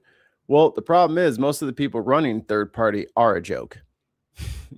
They are grifters who could give two shits about what happens in this country, but they show up every 4 years to collect, $50, $80 million, and then they just fade back into the distance. Hey, someone in the chat who understands. If you really want to rage against the machine, vote to overturn Citizens United and the current voting first past the post system. It's no longer usable for society of our size. Agreed 100%, except we can't vote to overturn Citizens United, right? We can vote for candidates who want to overturn it, but there's no unless there's a constitutional amendment that I guess the states get to vote on or Congress gets to vote on, but we don't actually get to vote to do that. You'd have to make an amendment to strip corporations of that version of free speech, which that case kind of added. Yeah. Superdelegates are members of the party leadership. Usually it's all of the members of Congress, Democratic governors, people like that. They do not have to go into the convention with someone picked. They can change their mind later. They do not vote on the first round anymore because in 2016 they were allowed to vote in the first round even though they didn't. What's up, Billy? Billy, what's this mean? I don't know. and that pissed Bernie Sanders off. Delegates are dispersed in a proportional fashion. So the more votes you win in a congressional district or a state, the more you get. You need to get to the convention with the majority of delegates. This is when you start to see people dropping out, especially after Super Tuesday. Super Tuesday's in March. That is a Tuesday when we have a butt ton of primaries. If we get to the convention and somebody has a majority of the delegates pledged based on primary voting, hi, Diz. That's it. They do a big show of it. There's a ballot. The super delegates will. Long story short, this is a big show put on by the parties to let you think that you're picking the candidate. Yep. When the candidate was decided, I would say all the way back in the invisible primary phase when money was given out. Right? I mean, that's when the donors basically decide who's going to run, unless there's a big grassroots swell of support for somebody. Since 2010, absolutely. But guys, listen, you're lucky you get this. Before primaries, there was people in a room choosing candidates. That was it. That's how the parties decided who ran for president. A bunch of party leaders got together and they're like, Bob should run for president. Bring up Bob. Hey, Bob, we've been talking about you. Yeah, I know. Alma says, I have a question. What would happen if everyone just registered Republican? Could they just pick the worst candidate? Yes. Yes. Yes, they could. That is something, or if you are a Democrat in a Republican stronghold, as we saw in our last episode, you could run as a Republican in a primary and be like, I'm a liberal Republican. What do you want? I'm a progressive Republican. I'm a leftist Republican. I mean, there's no rules against it, so go for it, I say. Yeah, there's no rules against it. I like Amanda. I would say the only issue is you'll probably end up with the same result anyway. I think things have shifted a little bit now, just because the malcontent on the right is just so apparent and everywhere, and everything sucks. And then everything was supposed to get so much better, and they're getting, Cash Patel at a fucking hockey game, Pam Bondi lying her dick off, and it's just like, okay, what the fuck did we just vote for? Right. Well, here's the problem. You're not like Biden. And that, I think it was that lady's running in South Carolina, a Democrat running as a Republican. Yeah. I guess the problem with that is, once again, the money is already chosen, unless the incumbent's part of the primary, and then the incumbent 9 times out of 10 is going to win. I don't know that I think we're going to have to update our thinking on all this stuff, because things are changing. You know what I mean? Like red strongholds are no longer red strongholds. Like, look at Kentucky's governor. 2 British pound super chat. There we go. What president got elected but didn't want to run? The first one off the top of my head is George W. He did not want to run for president. Trump. He was perfectly fine being governor of Texas and then just coasting on that forever. He might still be the goddamn governor. If he had never run for president, he might still be sitting down there. And yeah, Trump. When Trump won the first time, he did not have a victory speech prepared. He did not think he was going to win. He did not want to win. No one in his organization thought that he was going to win. Right. All the projections from like the Nate Silver types were like Hillary had it, and then she didn't, because she lost the popular vote, or she won the popular vote, but she lost the electoral college, which is a whole nother thing. You mean DEI for white people? Yeah, DEI for white people. White states. But yeah, George W., Trump, Clinton definitely wanted it. Obama definitely wanted it. They're saying Washington. I know Washington didn't want to be president, but yeah, Washington did not think he would be a good president. And in fact, his entire presidency, he was like, I'm bad at this. Because he was the first president and he did not know what sort of reverence he should give the presidency. Like, should he act more like a king? Should he have that sort of regalness to him? Right. Or should he act more like a governor? Or should he act more statesman? Like, he didn't know what to do. And he was constantly in fear of doing the wrong thing. Which is the right attitude to have. You should be in constant fear of making a mistake. And even in his farewell address, he was like, I don't know if I did good as president. I think I fucked up a bunch. Well, having a mouthful of slave teeth, I'm going to start there. That's your first mistake. That probably wasn't great. Don't take human beings' teeth out of their mouth and put it in your mouth. Yes, I did email him back already. Thank you. But yeah, there's been a handful of presidents who didn't want it. And some people turned down the presidency. A lot of people turned down the presidency. I did. Famously in the 92 92 presidential election, the one that Clinton won, Mario Cuomo, the father of Chris Cuomo and Andrew Cuomo. My father, Mario Cuomo, built this city brick by brick. The DNC really wanted him to be president. They wanted him to run for president. They wanted him to be president. Mario Cuomo was like, "No, I'm not doing any of that." He didn't want it. He didn't want to run for president because he didn't want his reputation ruined by it. I got a good thing going here in upstate. No one bothers me in Albany. Oh, and Joe Biden has always wanted to be president, by the way. Always. He's been running for president since like the 90s. He had more than one set of teeth. Look it up. You think I just made that up? You think I just made that up? Look it up. I'm trying to think. Reagan wanted it. Carter wanted it. Nixon wanted it real bad. Gerald Ford didn't want it, I think. That's why he only served one term. He wasn't a real fan of it. I'll be president. I'll be your president. Beyond that, it's hard to tell. Like, I'm sure FDR wanted it. That's why he re-ran and won 3 fucking times. I'm about to say, if he didn't want it, he sure had a funny way of showing it. But that is, going all the way back to the video, that is basically how presidential candidates are chosen. We just have to remember that the parties are private clubs, and you really only get to participate if you're in the private club.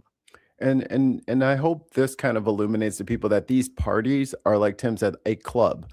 It has nothing to do with ideology. Literally nothing. So just because one group versus that group, there's sects and factions inside both parties already that are more aligned towards ideology, but it doesn't matter. Like it's just not the same thing. I'm glad that she put the invisible primary in there as a thing, because that's usually where the money goes. That's where the people go. That's, because then you have the infrastructure to run in all 50 states. A lot of these candidates, like, especially if there's like 12 or 15 candidates in the debates, they don't have the infrastructure to even file in all 50 states to run for president. They're on a hope and a prayer a lot of times, and they hope they have a good showing in the first couple of primaries. There's a great George Carlin quote: "It's a big club and you're not in it." Yep. That's about it. It'll be interesting to see how both primaries happen this time around, because as long as Donald Trump doesn't declare that he's running for a 3rd term, we should have a completely open candidate field on both sides. Fuego says, for me, it was he corrects, it's the Patriot Act. That was the last gasp for American liberties. I know it's off topic. I appreciate your historical nostalgia. George Dick, if we can't or return Citizens United, we're fucked. Yeah, for sure. And between the Patriot Act and Citizens United, it is a stacked deck against the American people, and you can see it in every single sector of American life since 2010. Like, every single sector of American life has been it is either prison or a casino.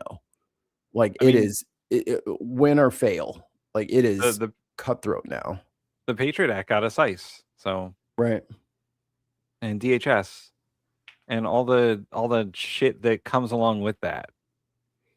Like, this country had immigration enforcement before ICE. It was the FBI.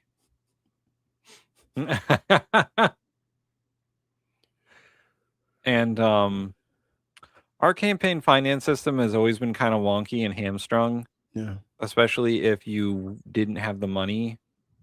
But Citizens United really fucking opened the floodgates. Adam's like, in theory, though, won't Vance and Rubio run in 2028? See, that's the problem.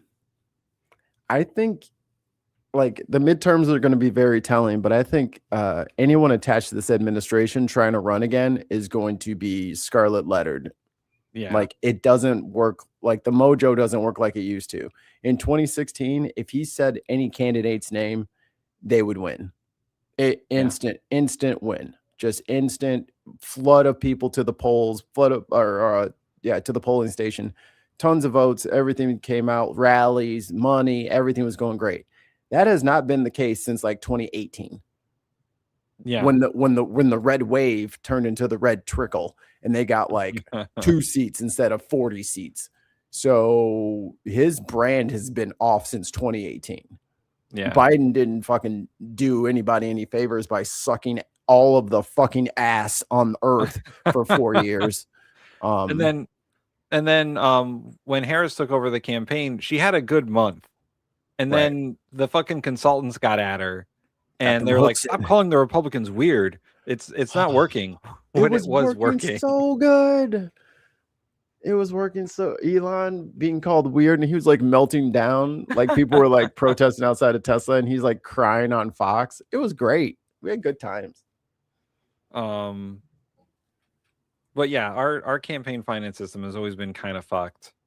And Citizens United made it extra fucked. Like when John Roberts was like, oh yeah, money equals political speech. Well, that was kind of the game, guys. And corporations have the same First Amendment rights as people. Right. Great. Amazing. But I mean, that makes no sense. Like I always say, it's not just Citizens United. There's a whole slew of Supreme Court cases that are the building block of this current financial system for campaigns. You know, the Congress tried. Look up the Bipartisan Campaign Reform Act. That was or I think it was called McCain-Feingold too. If you look up McCain-Feingold, that was Congress's real attempt at good campaign finance reform. They limit contributions, they limited expenditures, they limited the influence of political action committees. And then Buckley versus Vallejo happened, and the Supreme Court was like, well, you can't limit expenditures. And also, you can't force people to participate in public financing for campaigns. Because that was one other thing that Congress put together was the presidential public financing for their campaigns.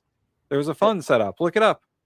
And then also like unions were donating to candidates out of the union like pool. And it's like, we did not say you could do that. Yeah. We do not support the candidate that you are giving all this cash to. So I believe it goes Buckley versus Vallejo, then McConnell versus the FEC, then Citizens United, and then Free Speech Now versus FEC, and then McCutcheon versus FEC. So those 5 Supreme Court cases are really the huge building block for the dystopian future we now live in. Yeah, for our campaign finance nightmare, where the last presidential campaign, $10 billion was spent. Come on, guys.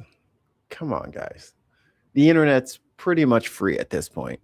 Let them have a YouTube channel. They can just post they can have the debate on Modern Day Debates. They can do it. You know what I mean? They can do it over here. We'll host them. We'll get them in a StreamYard and both of the candidates can come on. 2 British pounds super chat from Allie again. Got it. Oh, by the way, if you want to ask us questions and you want us to actually answer them, this is the way to do it. Tim and Mikey, what would you do to fix the system? The campaign finance system? Or the system? How much time you got? At this point, to fix campaign finance, you'd need an amendment to the Constitution. That would overturn essentially Citizens United and all the other ones. You would have to say that corporations don't have free speech rights under political terms. As far as campaign donations go, corporations are still corporations and they're not fucking people. Like, Yeah. what do we like that? The obvious one first. And then I would reinstate like contribution limits and disclosure requirements. I think that's huge. Because a big part of what McCain-Feingold tried to do was get rid of soft money, which is money that's contributed to political action committees that's not really reported because the donors don't have to be disclosed and blah, blah, blah. Soft money and dark money need to go away. Because I don't even know that actually gets candidates in. It just happens. Like, it's not even like 100% effective. You know what I mean? If it was 100% effective, I could see why everybody was doing it. A lot of times these people are just laundering money. I'm not looking at any third-party candidates that, only pop up, supposed doctors that show up for the payday and then they fall back into the shadows of the internet. And all of their support is also disappear too. It's so funny. Yeah. But I don't think people should be able to just come in, whether they're serious candidates or these non-serious candidates, come in, grift people for all this cash, and then there's just no accounting and everybody just kind of walks away like, oh, that's over. No, where the fuck is all that money? Like, what the fuck is going on right now? If you lost that, I mean, you shouldn't be able to keep the money. I think they should have to give that shit back. I agree, and minus there cost, are, you know what I mean? So in public financing efforts for campaigns, like Connecticut has a citizens election fund where if you raise a certain amount of money, you'll get a grant from the state to run your campaign, and then you can't accept any other campaign funds. Like Mom Donnie. Right. It's a sizable enough grant that you can clearly run a campaign on it, and it's very popular in the state. And whatever money you don't spend has to go back to the fund. The fact that the Harris campaign raised $1 billion quarter, and now the DNC's asking for money. Yeah. For what? Right. For what, pray tell, do you need cash for? You should have tons of cash, unless you spent it all giving it to, because and this is why I still struggle with understanding what these fucking people are raising money for. They're not sending out mailers. State people send out mailers. They'll do it if they're trying to get into like state assembly or something like that. They'll send out mailers. Right. I didn't get a single Trump or Harris mailer. It's all on TV. I got one Harris mailer, but guys, I have a long rant about mailers that I'm not going to disclose here because they are such a fucking waste of money and paper. Like, campaign mailers should be outlawed because they're such a waste of campaign money. And every campaign I'm on, I tell them that, and nobody fucking listens. That's the first thing we would fix. Campaign mailers are grounds for instant disqualification. If you start mailing pieces of paper, you're out. You gotta go. Now, I will say that there is a usefulness for sending stuff in the mail. However, just like blanket mailing everyone all the time, like during every campaign in my town, I get like 20 of those fucking things. And I know how much they cost. It's like $7,000 a run just for the town. Jeez. And then no one likes it. What's the longest time that people are going to spend with that is the time between the mailbox and the garbage can. Like, yeah, no one's reading that shit. That's the first reasonable step I think we could get to fixing these elections is no more fucking mailers, cardboard mailer, poster stop. Yeah. Fucking mailers, glossy or non-glossy, don't give a shit. Get rid of them. Robocalls are also banned. I would ban robocalls in a fucking heartbeat, with one exception. Has that ever changed anybody's mind? No. The only good use for robocalls is an election day get out the vote. So if the only way that I would allow robocalls is if it's on election day and you're calling your voters to say, hey, please go out and vote if you haven't voted. That's it. But if they That's the called only you, thing Tim, that you I would would do the allow. opposite. Huh? But if they called you, Tim, you would do the opposite. If they called me? Yeah. You're like, oh, don't forget to vote to tell me what to do. I'm going to do the opposite of what you tell me to do. Oh, yes, because I have oppositional defiant disorder. Vote early? How about I vote late? How about I never vote? How about that? How about I fall into a volcano? Then will I vote? Getting endless calls from campaigns saying, well, you should vote for so-and-so for this reason and blah, blah, blah. And my opponent did this and that and the other thing. Like, come on, nobody wants to. And texting, too. I'm tired of getting a million text messages from candidates telling me to vote for them. Driftless Island, what up? It says, I am setting up a regional media outlet, Dark Woke. It is where we want to go. Momentum is good, damn busy, covering midterms and Iowa caucuses in future. Well, dude, shit. Bring us up. We'll hang out with you. Yeah. Mod.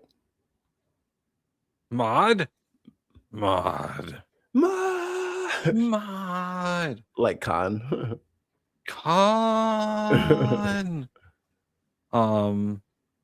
Boy, what else would I? Oh, I would mandate a time limit on campaigns. Oh, yeah, we're shorting that shit up to about 10 weeks. Yeah. That's all you get. Yeah. 10 weeks. The Shut that primary shit up. should be, if you're having a primary, like a month before that. And then that's it. You get a maximum of 3 months. I'm not here for 2 fucking years of solid campaigning. And it's and I think that's part of the reason why everyone's so disillusioned about campaigns is like they don't even know when they're supposed to vote because they've been hearing campaign shit for a year plus. They're like, did I miss my time to vote? What happened? Like it's muddying the waters. It's putting too much smoke in the air so that people can't be like, okay, it's time to make a decision. Here's what I need to watch and here's what I need to read and here's the people that I need to investigate. It's just American weeks or Canadian weeks. The metric weeks. Metric weeks. 10-day weeks. Yo, if they decimized or it would work. I think we should have 30-hour days, but that's a whole nother story. Ooh, metric days. Would it be 100-hour days or 10-hour days? 10 hours, 100 minutes. Wait, there's a way to break it down where you can have everything in base 10, and I think you only have to change the second by like 3 to 5%. It's nothing crazy. Yeah. It's just the sun wouldn't. I mean, you have to adjust what time you think sunrise is. How about campaign ads that have actual plans? I don't think because of the First Amendment, I don't think there's too much you can do about campaign ads. I think they've done as much as they reasonably can with the I'm so and so and I approve this message clause in McCain-Feingold.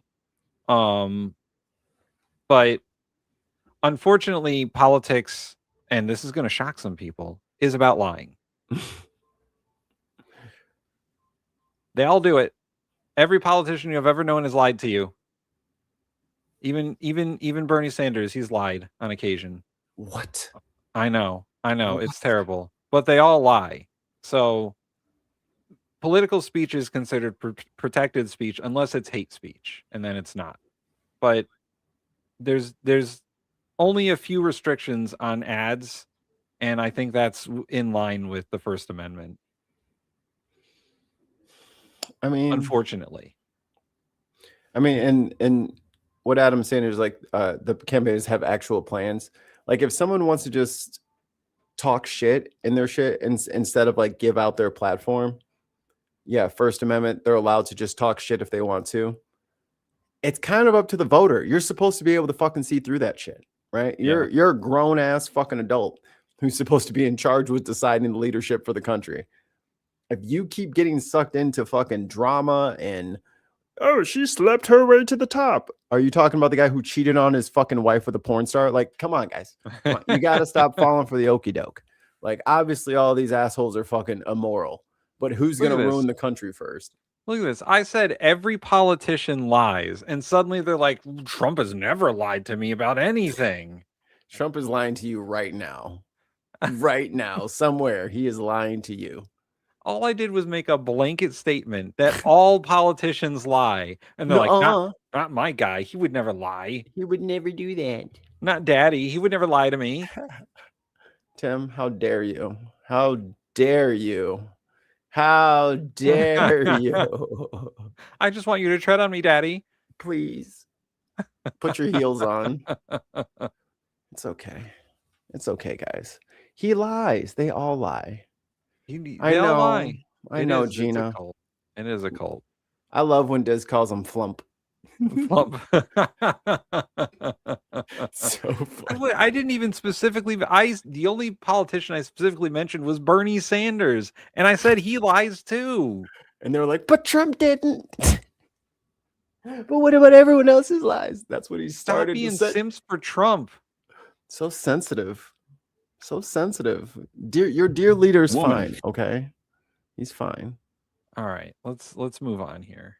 We got more videos to watch. Yeah, we got a lot. A good question about how we would fix the system. Like, any closing thoughts on how to fix our campaign finance system or our primary system? It would take a constitutional amendment, but remove the electoral college. One person, one vote. One person, one vote. Yeah. The voter, just look it up. The disparity in how much your vote counts in California and North Dakota is a lot. It's not fair. Especially because these are the places that are paying all the taxes. It is the cruelest form of taxation with the minimalist pieces of representation possible. This is an interesting thought. Either party could sweep the elections if they actually presented a true moderate, but neither will because partisans will defend them. So what's a true moderate? Are we talking about like... I want to force women to have birth, but also they can have an abortion whenever they want. Like, there is no true moderate position for a lot of these things. Like, I get that like most politics is gray, but not on most of the wedge and divisive issues that we have going on right now. It's not that, you know. Yeah, I think I would like a definition on what a true moderate is. Is it someone who's 50-50 on every issue, or is it someone who is with the general public on every issue? So like a populist? Like a true populist. Someone who sees like an 80-20 issue and is not like, I'll take that 20% actually. Right. One angry bacon. Like for just blessings. I would say Obama ended up being a moderate, right? He's fucking Republican light. He's barely a moderate. I know. I think that's the problem, is there's not a real good definition for what moderate is, and that every party has moderates. Like they have people who are close on issues because that's the district they live in, or that's their personal philosophy or whatever. But the Republican Party in particular is not ruled by moderates right now. No. The Democratic Party is. Fucking Chuck Schumer is a moderate. Hakeem Jeffries is a moderate. And see, I think moderates are kind of already like ceding some ground to the fascists and to the people who are generally someone willing to offer compromise to get shit done. No, like, but see, this is the thing. Who gets to be compromised and who gets to be helped? Because this is what the corporate Democrats have been up to. They've been just trying to, well, sorry, trans people, we're just throwing you under the bus. Sorry, women, we're just going to throw you under the bus. Sorry, people in poor areas where these data centers are going to go, you're just going to get thrown under the bus. No one's going to vote for that motherfucker. If I'm going to be part of the group this time or maybe next time, that's going to get thrown under the bus. I think unity and solidarity, workers' rights, that's the platform that, like, if people just ran on bolstering the unions in the country, I don't think either party can be upset with that, because there's right-wing union members and left-wing union members. So according to this definition of moderates, Chuck Schumer is definitely a moderate. He compromises on fucking everything. Yeah. So does Jeffries. They compromise on fucking everything. They capitulate all the time. And for why, I don't know. Especially since they've both been there for long enough to watch fucking Mitch McConnell become the Grim Reaper of all bills. He literally said, my job is to make sure nothing gets through here. So like I get like I know we're kind of doing like the pie in the sky, like what if kind of situation. But you also got to remember that this is not a one-player game, and it's not just what kind of strategy can I do to beat the clock. You know what I mean? It is, you have to play against the other side, the opposing party, and it's very disappointing to watch both parties let the people suffer for the sake of their game from the 90s. Because they're like racking up points against each other from like their scores unsettled in the 90s and earlier. And now we're just supposed to deal with it in 26. Go ahead. So I get where that person is coming from with wanting compromises, especially when it comes to like Congress. Congress is so not radicalized, but they're so man, I can't think of the term now. I had it in my head and it's gone now. They're so polarized. Yeah. Congress has become very polarized. And I feel like the closer Congress comes to being truly divided like it is right now, the more polarized it has gotten. Like there's only a couple of votes either way in the House and the Senate for deciding bills. But they've become so polarized and they don't compromise because, you know, because of things like this bullshit. Where is it? Because of things like this. That's why our politics has become polarized. That's why there isn't compromise. Right. Is because Democrats are the enemy or Republicans are the enemy. And, you know, it ebbs and flows as time goes on. This has happened before. It'll happen again. But right now we're at a point where politics is so polarized that either party seeing your party members compromise on something is seen as a bad idea or is seen as being a traitor or whatever. I disagree. And I can prove it with one word: Epstein. Look at Massey and Ro Khanna. No other issue would have brought those two together to write fucking legislation together. Well, yes. And I agree there because there are politicians who are willing to come together on important issues, and it happens all the time, but nobody sees it. Yeah. Because all you're seeing is the partisan infighting between the parties and within the parties. Right. That's a great example of something that politicians should be agreeing on, right? We should all be agreeing on that. And if you look at the votes, I mean, you had the one fucking weirdo who was down. I think he's in Florida. The one fucking guy, the one out of the 435 fucking congressional members, the one fucking guy is a fucking dingbat. But everybody else said, yeah, release the files. President signs it. Everybody, I thought they couldn't work together. Apparently they can, because the people have demanded answers on something. So as long as the people are continuing to put pressure on their individual, each and every single one of them, and I think the Republicans got a harsh taste of reality. I mean, poor Mike Flood kept having his town halls even when they told him not to, and those people were chanting, "Eat the rich." And tax the rich. He's like, you want to raise taxes on the rich? Yeah. He's in fucking Nebraska, right? Or Iowa. Where is he at? Oh, fuck. He's in Nebraska. Yeah. I mean, out in the middle of fucking corn country. And these people are like, tax the rich. Shit's changing. And I think it's becoming harder for both parties, because whether it's Gaza or whether it's how ICE is acting, normal people are starting to wake up to the fact that this has all been a fucking pageant, right? This has all been performative. And then the things that they actually want are not actually being implemented at all. Not even a little bit. Yeah. And I think that like the internet and online discourse hasn't done anything to help any of this, right? The fucking psychopaths in our chat who are yelling at us about being Democrats when we haven't made any sort of notion that we are all the time, and they're like, oh, the Democrats are losers and Democrats are this and that. Oh, okay. I mean, would never say that, Tim. Why you just gotta make up stuff about sure. I'm trying to find it. Here's the problem is that we can disagree on ideas and policy, and we can oh we're all brainwashed, hypocritical, delusional libtards. I see. Democrats are the party of the KKK, and Democrats, okay, yeah. Here's When the did problem. and when did we say anything about any of that? Dude just Right. fucking turned his phone on and said, "Fuck you! I'm gonna tell you what I think." Bro, we're not Democrat. Like, stop sending us their junk mail. You feel me? Right. Like, we're not their spam folder. Send it to them.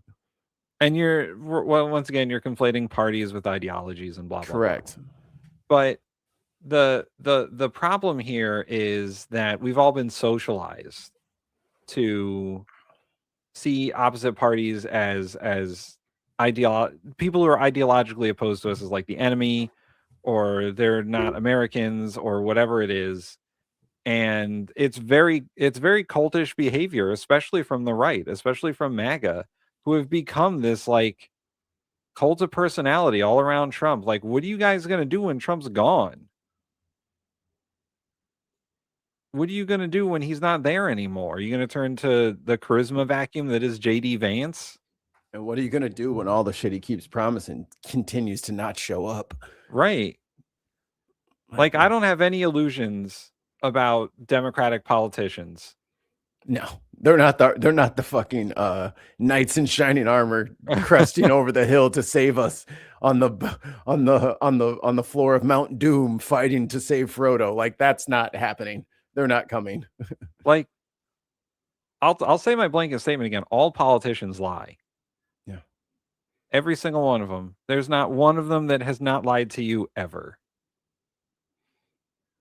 And I know the chat will be like, but Trump never lied to me. Why would daddy lie to me? And it's delusional to think that in politics, a politician would not lie to you. Anton Garcia says, bro, that's what they do. The Trump supporters are always acting like that. No matter what you say, they are so ideologically subverted. It's pathetic. And the thing is, like, we don't even have to say shit about them, and they still feel under attack. We'll be talking about something completely has nothing to do with them. They will click on this stream, jump all over us as if we fucking SWAT team swung through their fucking bedroom window on a rope with fucking MP5s. And we're like, you motherfucker. Like, we have not even addressed these people, and they just show up here. Tons of mine says, James Buchanan has never lied to me. You're right, Tons. But they just get so upset. Like, if we'll be like, oh, Kash Patel is flying to Italy to go watch fucking hockey when none of the Epstein files have been released. Why do you mean he can't have a fucking day off? What's wrong with beer? Why do you hate beer? It's like, okay, man. Okay, we get it. We get it. Even though Kash Patel already said that the FBI director shouldn't be doing stuff like that. We played Kash Patel's words back to Kash Patel, and they yelled at us like we said both of them. Right. It's one of those things where people can't accept like the reality that they're given. Like, oh, Kash Patel, oh, he's just out there having a fun time. Why can't he have a fun time in a social life? Well, because he said he can't. That's his rules he set up. It's not my rules. It's his rules that he said. So he told Glenn Beck, go watch the interview. And the thing is, like, we're not on either party side. We're on the people side. And we've been noticing that neither side has been taking care of the needs of the people. So we fucking rip apart both parties when they fucking don't take care of the people. And here y'all go coming in here talking about something we are taking care of. Well, then what are you in here for? You know what I mean? Like, if you're so good, why aren't you on vacation with fucking Kash Patel and fucking JD Vance? You should be fucking on the cruise ship with them. Right. And like, there are very few politicians who I will defend unequivocally. Like, I could probably count them on one hand. There you go. Look. Okay. What you mad at? I'm a commie prick because your boy said there is no black book. Also, the FBI has the black book. Like, yo, are you part of it too, Jim? Because I'm talking about, if you don't understand that Kash Patel is lying to you, I don't know how to help you. Right. He said that black book is at the FBI headquarters. He became FBI director, got in there and said, there is no more files that anyone should ever see. And then 3 million files drop. Like, dude, it's not us lying to you. It's him. It's fucking in the same Glenn Beck interview where he said that the FBI director shouldn't be flying around in a G5. He also said the FBI director is the one who has the black book. Mm-hmm. Unequivocally, he said that. Yep. He said without a doubt. And then once he becomes FBI director, he's like, oh yeah, there's nothing to see here, guys. I don't know what you're talking about. Anson one more time says, it's honestly sad because these people are so mind fucked. It's not even funny. It's sad because we need these people on our side if we're ever going to change anything, which I don't think we can. So here's the beauty of it.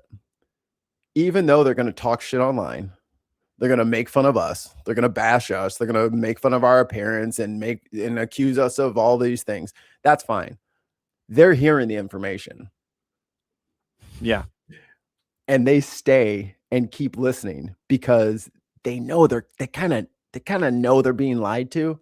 So that's why they show up over here, because they're waiting for somebody to tell them something. And then they just, I have to defend. I was in this liberal stream and he was just lying his ass off, but I let him have it. Yeah, I went back over there and I just let him. And then eventually they'll be like, oh man, I was sorry. I fucking let you guys up in the chat. I don't know what I was thinking. That day will come. That day is just not today. Yeah. That's the problem with being right. A lot of times you're early. So soon they will have all been against this the entire time. And I told them to stop Trump. I was the first one to tell them to stop. That'll be them in 5 years. You know what I mean? All of them will hate. All of them will have been against this the entire time. So that's just how they operate. I loved how they all have canned responses for just as soon as they show up in the stream, they're like Epstein files and Democrats and blah, blah, blah. Like they all have their arguments pre-constructed to shout at us no matter what we've said. Even if we've said nothing. We don't even have to say anything most of the time. They just come in here. Oh yeah, well, Obama's a Democrat. I didn't do that. Like, what are you telling me for? What do you? That was like 10 years ago. I don't know why you're yelling at me. Sorry. My bad. Yeah. This is for one angry pagan. There's too much absolutist psychology. And that's what the parties have gotten a lot of. Both parties, by the way. There's a lot of absolutist psychology in the Democrats as well. Not nearly as much as in the fucking. That is a liberal background. Sorry. Not nearly as much that's in the fucking MAGA death cult. Those people are fucking.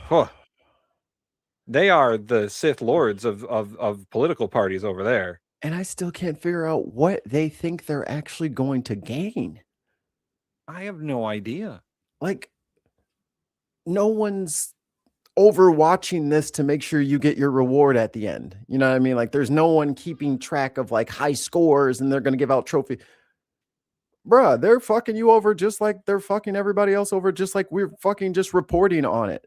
And then you guys want to feel like some sort of need to protect him, which should make you feel weird. No one here protects fucking Joe Biden. Nah. No, light that bitch up. We don't like his ass neither. Fuck him. We bitched and complained about him the entire time. Then that fucking, like, go back and watch us covering the fucking debate. Oh, we were fucking beside ourselves. Beside ourselves. Furious at how fucking inept this side has become.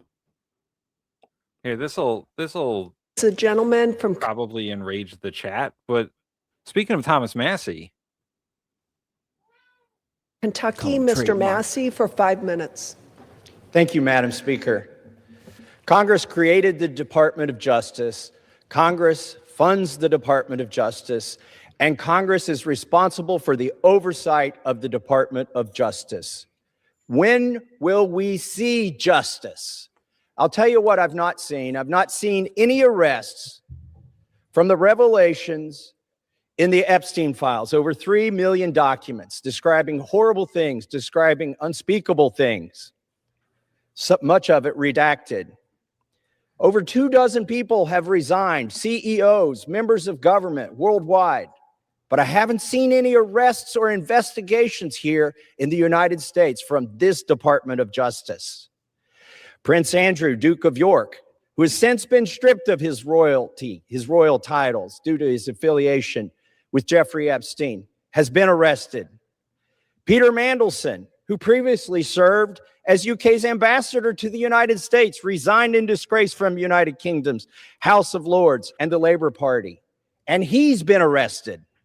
Former Prime Minister of Norway, Torbjorn Jagland, has been charged. But we don't see any charges, arrests, or investigations in the United States. What do we Pause it real see? quick. We see our He looked down at that paper. He was like, okay, this name is, oh shit, TJ, an O with 2 dots, and then an He's like, O "There's with lot a of line consonants down there. 7, X minus 3. What the fuck? Them Nordic names will get you, boy. You got to read them before you get up there. He should have had someone put it phonetically under the word for him, so he could be like, "Oh, okay." F H little E little N. Like you gotta. Them Nordic names will get you, boy. It's got an O with 2 dots over it. What does that even mean? I don't know how the umlauts work. FBI director celebrating Samuel Jagland in the locker room at the Olympics overseas. It's fine to be proud of this country. Just let Kash Patel have his fun. He's living out his frat life. God. But we should be proud of this country because we have a system of justice that works. And yet we do not. Who are the men that should be investigated? I'll name them right here. Leon Black. You don't even have to see past the redactions to see that this man needs to be investigated. Jess Staley, accused of terrible things. It's right there in the files. Why is he not being investigated? And Leslie Wexner, why did the FBI list him as a co-conspirator in their own documents in a child sex trafficking case and then tell him, according to him, that they had no questions for him? Hey, pause it real quick. Why is that? Yo, MAGA. Oh, Allie with the 2 British pounds. Thank you so much. 122 watching on the vertical. They love us. What the? Oh wait, That's no, a lot. Oh wait. I missed. Shit, where is it? No fucking way. If you guys are new, tap the screen, subscribe, like. I don't think you can like. Can you like? Yeah, you can like hit the like button. Like us, or come over to the landscape where all the adults are having conversations rather than the like. If you come in on the vertical, that's cool, but then come over to the landscape so you can talk with everybody. I just want to share this real quick, Mikey. Right. Kash Patel, in his own words, about who owns that little black book. Who has Jeffrey Epstein's Black Book? Black Book? FBI. But who? That is that. I mean, there's that's under direct control of the director of the FBI. Just like the manifesto from the Nashville school shooting of the Catholic school. We still haven't seen that, right? It's not the Nashville police or PD saying we don't want this out. The FBI airmailed into that operation and said this is not getting out. Because they do that because this is another government gangster operation. All these local law enforcement communities get funding from the DOJ and FBI for local programs. And if you don't cooperate, you're not getting your $1 million for this, and you're not getting and that's a lot of money to these local districts. I don't know how much clearer Kash Patel has to make it for you. Fettuccine, linguine, martini, bikini. Umlaut, shout out, arm out, time out. Sun's out, guns out. So I love me some JB Smooth. Oh, sorry. Yeah, good.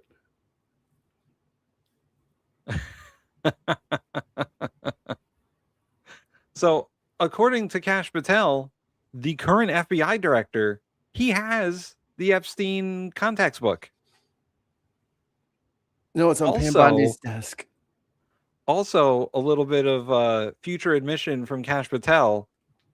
Yeah, he is doing that to local PD. He did that to all the Minneapolis PD. Yep. By Diz. So the FBI came in and was like, "Well, this is our fucking investigation now, guys. If you want any of that funding, you're gonna not interfere in our investigation." It's just gonna end up in court. The court is just being fucking overused so much.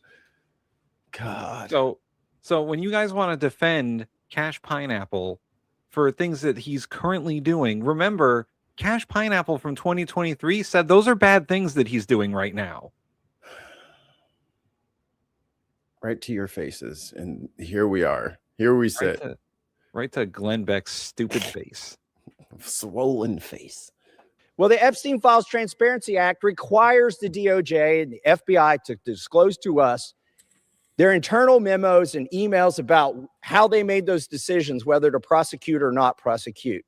Yet they have not delivered those memos.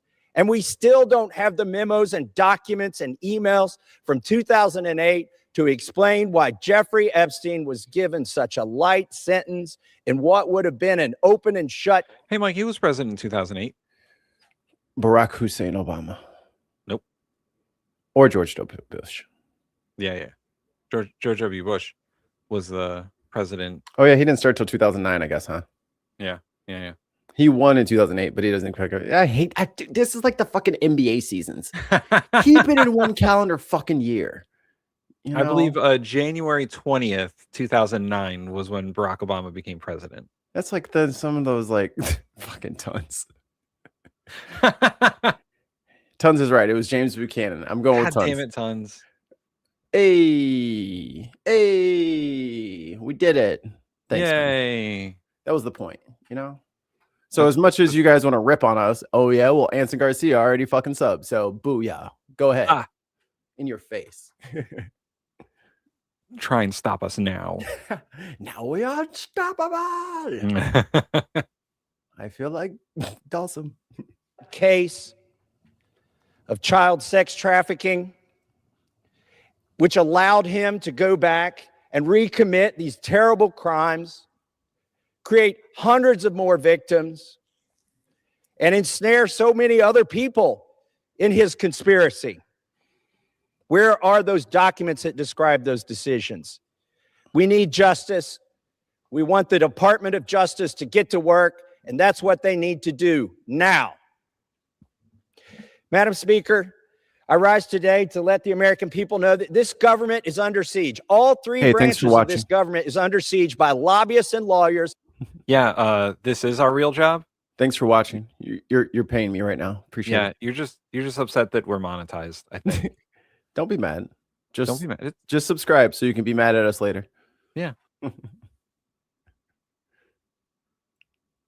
From a German company named Bayer. They spent over $9 million lobbying. I think this is a different the executive branch and the legislative branch so that they don't have to be liable for any damages that their herbicide causes, otherwise known as Roundup. Ooh, yeah, they've been in litigation for quite some time about Roundup and the fact that it causes cancer. Poisoning people, yeah. Yeah. But that first part was the part that I wanted to talk about Massey was like, hey, how about these specific people that we should be prosecuting? I got more fun.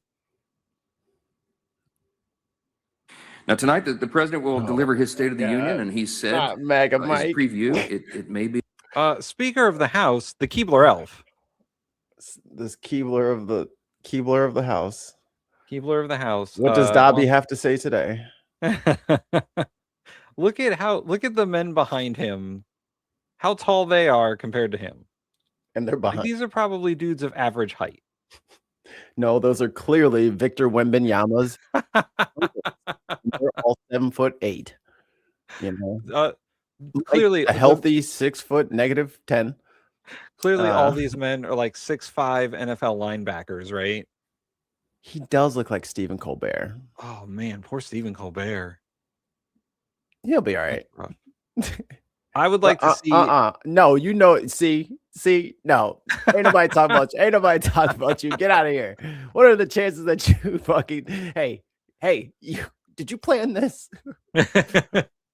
Are you setting us up? Get along because there's a lot to talk about. There's a lot of wins to tout, and he's excited to do Wait, that. all right. So this Now, is tonight, this is foreshadowing for tonight, Mikey, when we do our live review of the State of the Union.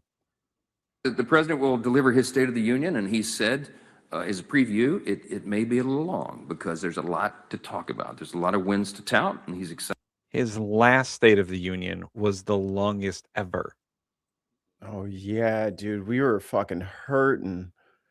That shit lasted like 1,000 days. And he's like, this one's going to be a little long compared to what? The last one? Dude, are we going to be here all I can't get alcohol then. If he's going to be doing this shit again, I can't do it. I can't do it. I got a kid. I can't do that shit anymore. Oh yeah, we should play a drinking game.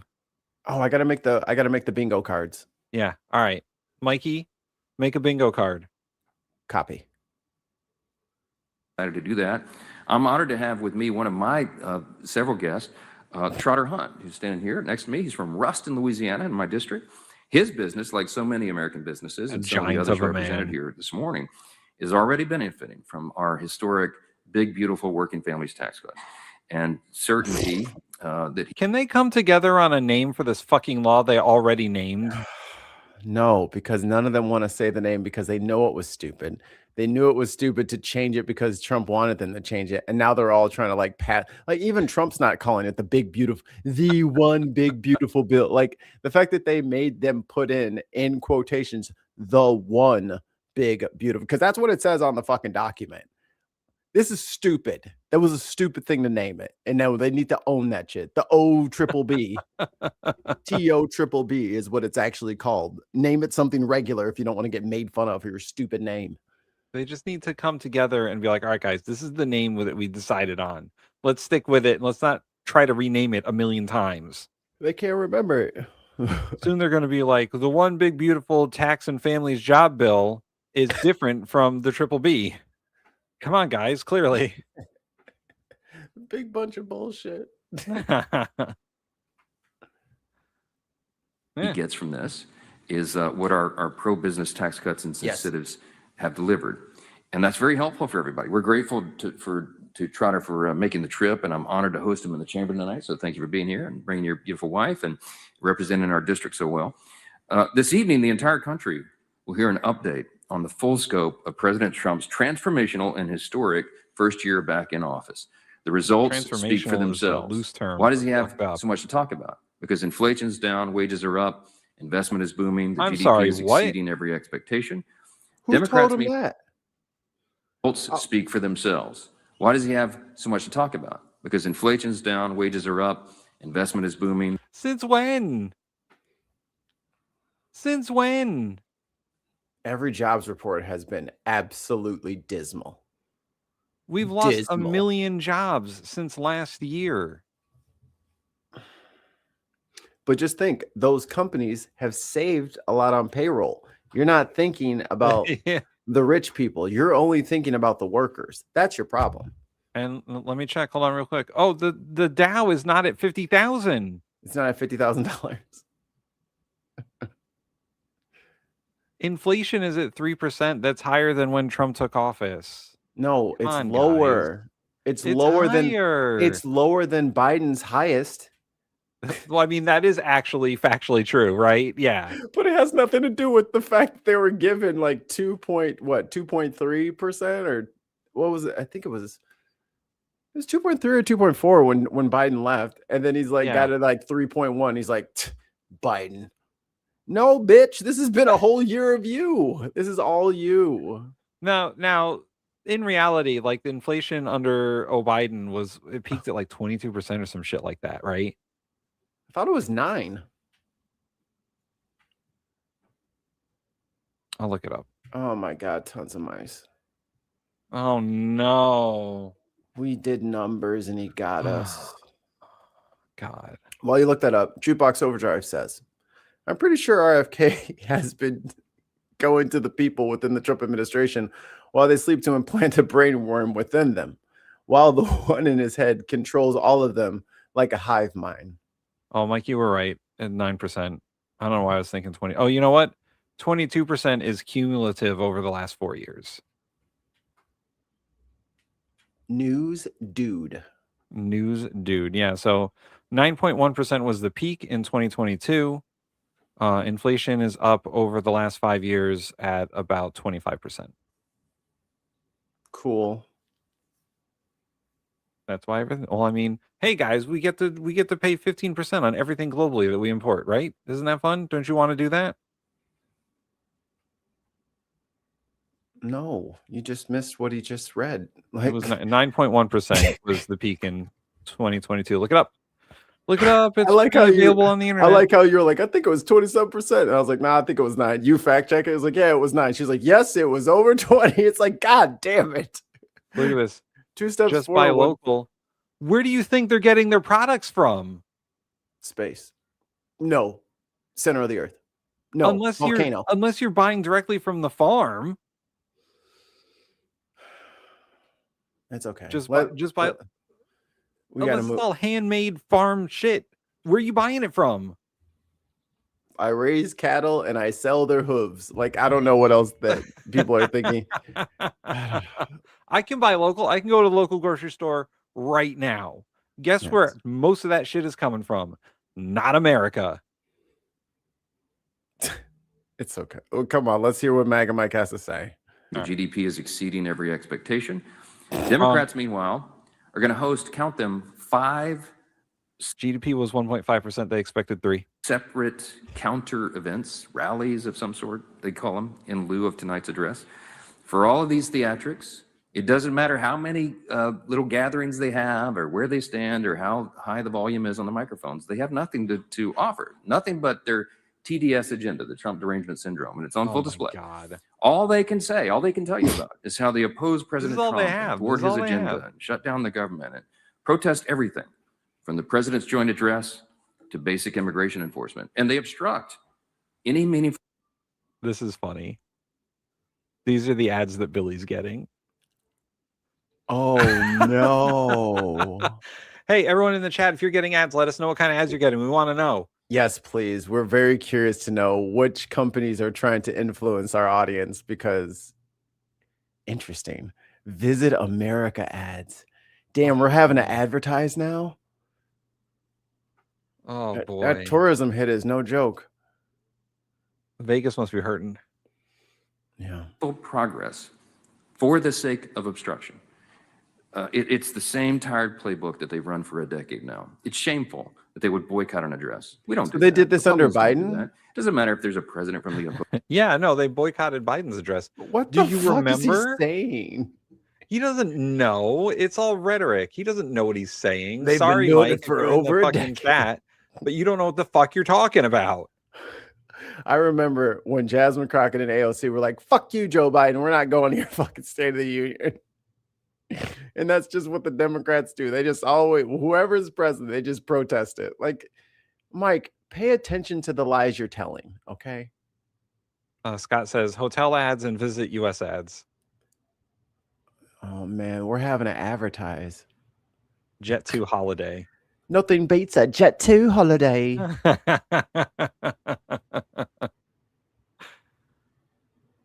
Get interned. Yeah, exactly. Get interned, then forcefully deported. Yeah, like those the lesbian couple that was, or the non-binary couple that was down in fucking Hawaii, spending time. Ooh, oh, Gina, that's cool. Gina's got to figure it out. Gina's got to figure it out. Japanese 7-Eleven ads. Japanese 7-Elevens, I hear, are really great. They're next level. If only we could have cool things. If only we had nice things. Opposing party. We don't skip out. Our constituents, I mean, they want did and need us to be here. Every member of this house represents over 750,000 Hey, remember when people. MTG showed up looking like Cruella de Vil? And was Oh, sitting there where with is Bober, like, liar.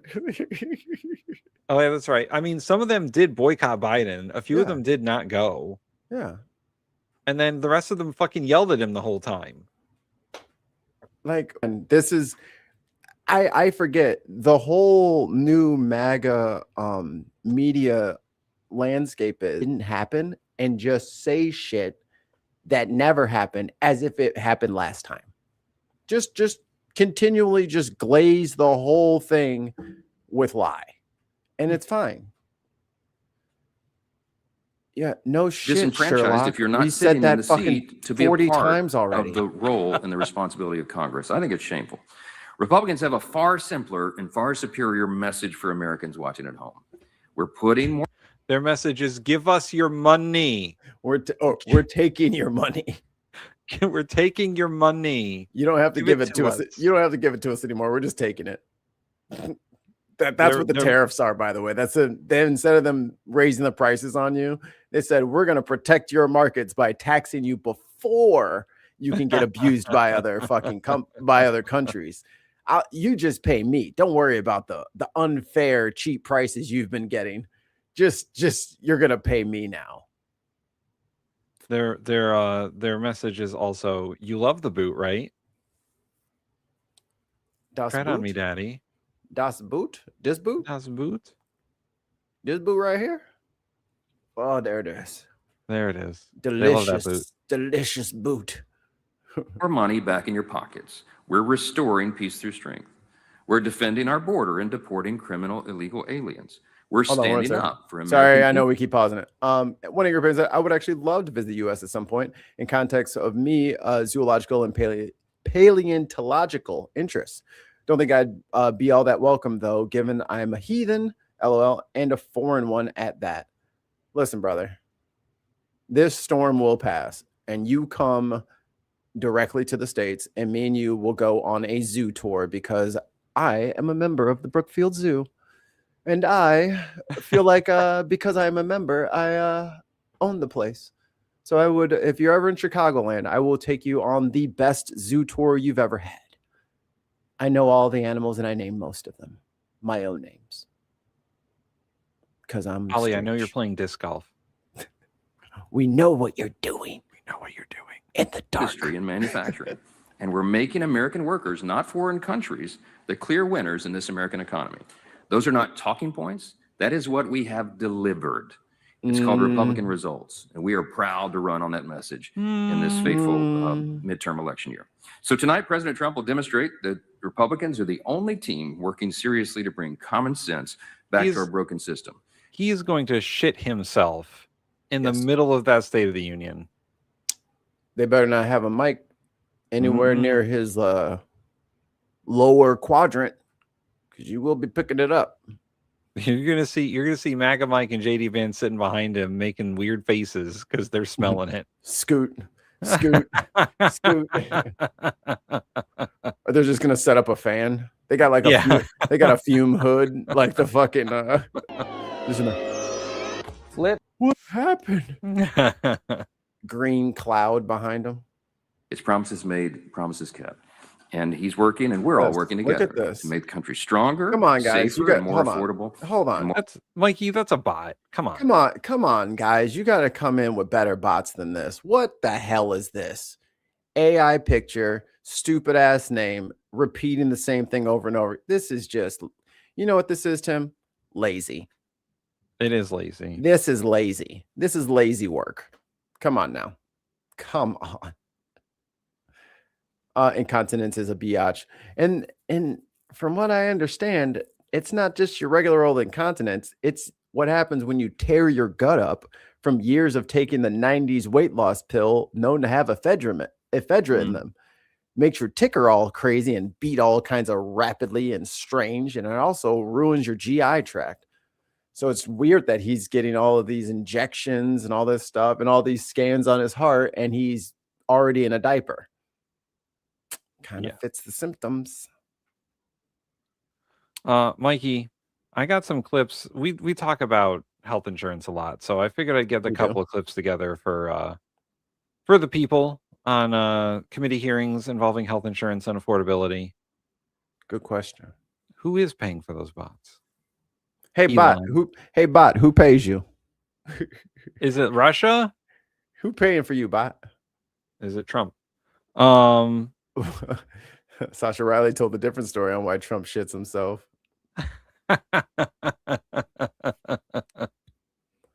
Anyway, here is a couple of moments from a House Energy and Commerce Committee asking questions of health insurance CEOs. For 5 minutes of questioning. Thank you, Mr. Chairman. I want to just ask the witnesses, Okay.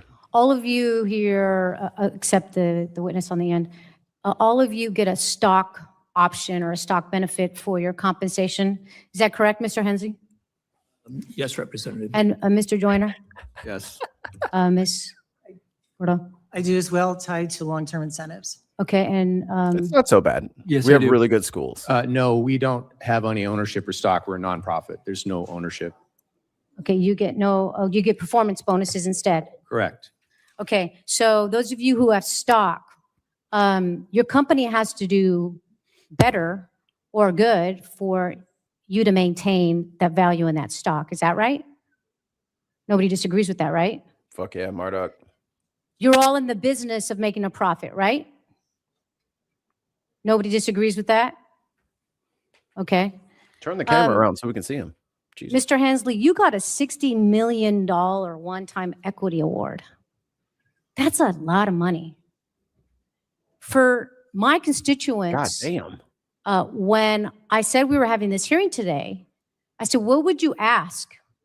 They said, we want to know why they're making so much and why we can't afford our health care, or why we stretch every penny and dime to buy health care just to have the claim denied when I actually need it. By AI. And that's what's wrong. That is what's wrong in this system. Hello, Tim. What I missed. She was bringing up the fact that they are profit driven, and the better their company does, the more the value of their stock options that they get are worth. And that a lot of times people are denied claims. You mean like filthy capitalism? You capitalist pigs. You just want me to pay for someone else to be sick. Bitch, that's health insurance already. You already do that.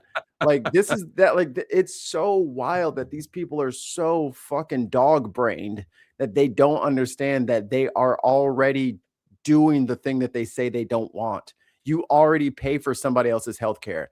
That's the point of health insurance. Stupid ass motherfucker. You don't just, it's not just a savings account where you just like pull out of it. No, you get way more out of it than you put into it because it's an insurance pool.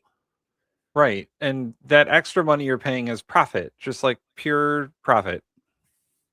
That's what that is. That's not a good idea. You don't want to drop property taxes. Your schools are going to suffer, trust me. So I got a question for that. How does DeSantis plan on paying for things then? Because Florida also doesn't have an income tax. He's not. They're just not going to have anything. They're just going to let people be on their fucking own. It's just going to be fucking the Wild Wild West out there in Florida. They just fucking dropped the Mike Johnson. You can correct me if I'm wrong, but didn't they just lower the age of workers? They're going to put them kids in them fields. You don't need to go to school. Go pick oranges. Go pick tomatoes. I understand states either not having a property tax or not having an income tax, but not both. How are you going to fund the state? They're not. Because here's the thing, and I don't know, I'm not going to assume that people don't know this, but state governments don't run the way that the federal government does. They're not allowed to run a deficit. So if they cut money going into the state, they're going to have to cut spending from the state. Right. And that is harmful to the people who live in the state who rely on those benefits and those services. Those are or they're going to have to cut workers, and then you're just creating more unemployment. That is what we call a regressive tax cut. Or what's it called? Austerity? It's austerity. Yeah. Austerity means, yeah.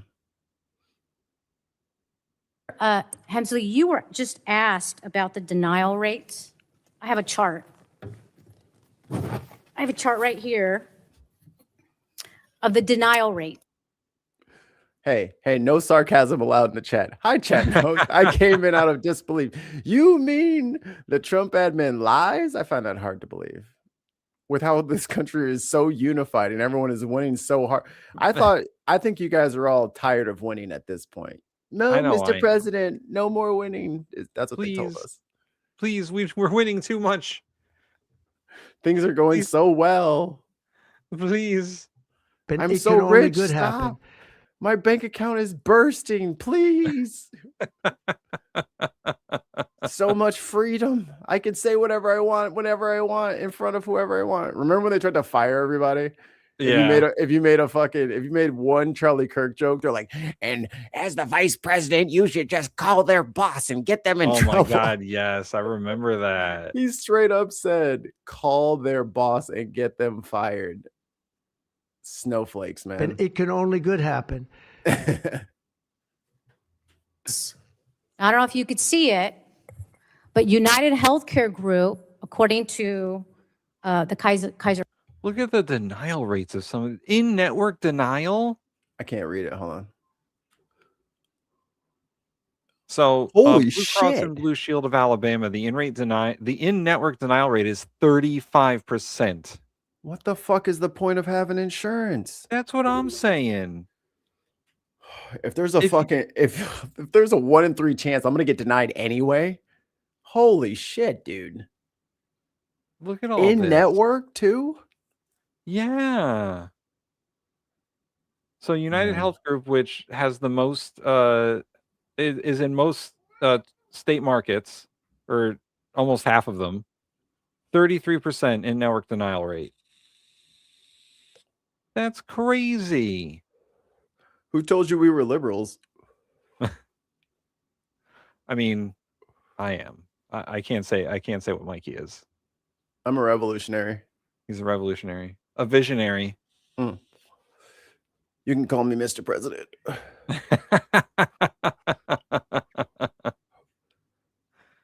Family Foundation study says your in-network denial rate is 33%. That's 33%. You just told my colleague that wasn't accurate. Are you saying the report is inaccurate? Oh, it's way worse. Or are you just not aware of what your denial rates are? Representative, I think we are aware of our denial rates. I don't know the context of what you're showing me. Okay, so you're not aware of the study. Okay. Yes, Miss Congresswoman, I can't read. Therefore, can't be held responsible for what it says on that paper. You can't understand the context. It says denial rates for healthcare.gov patient companies that receive more than 5 million claims. That's the context. Was that Little Rascals or something where there was like keep out or boys keep out? It's like, ha, joke's on you. I can't read. And just like walks in. Or it's like King of the Hill meme where Bobby puts the poster on the window and the teacher comes out and is like, if those guys could read, they'd be upset.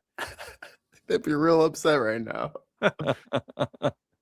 I'm the CEO of United Healthcare Group, and I have no idea how to read that. He's like, well, I'm not familiar with anything that you're saying there, so I don't have to have an answer. Excuse me. Well, what do you think your denial rate is? What do you think the percentage is?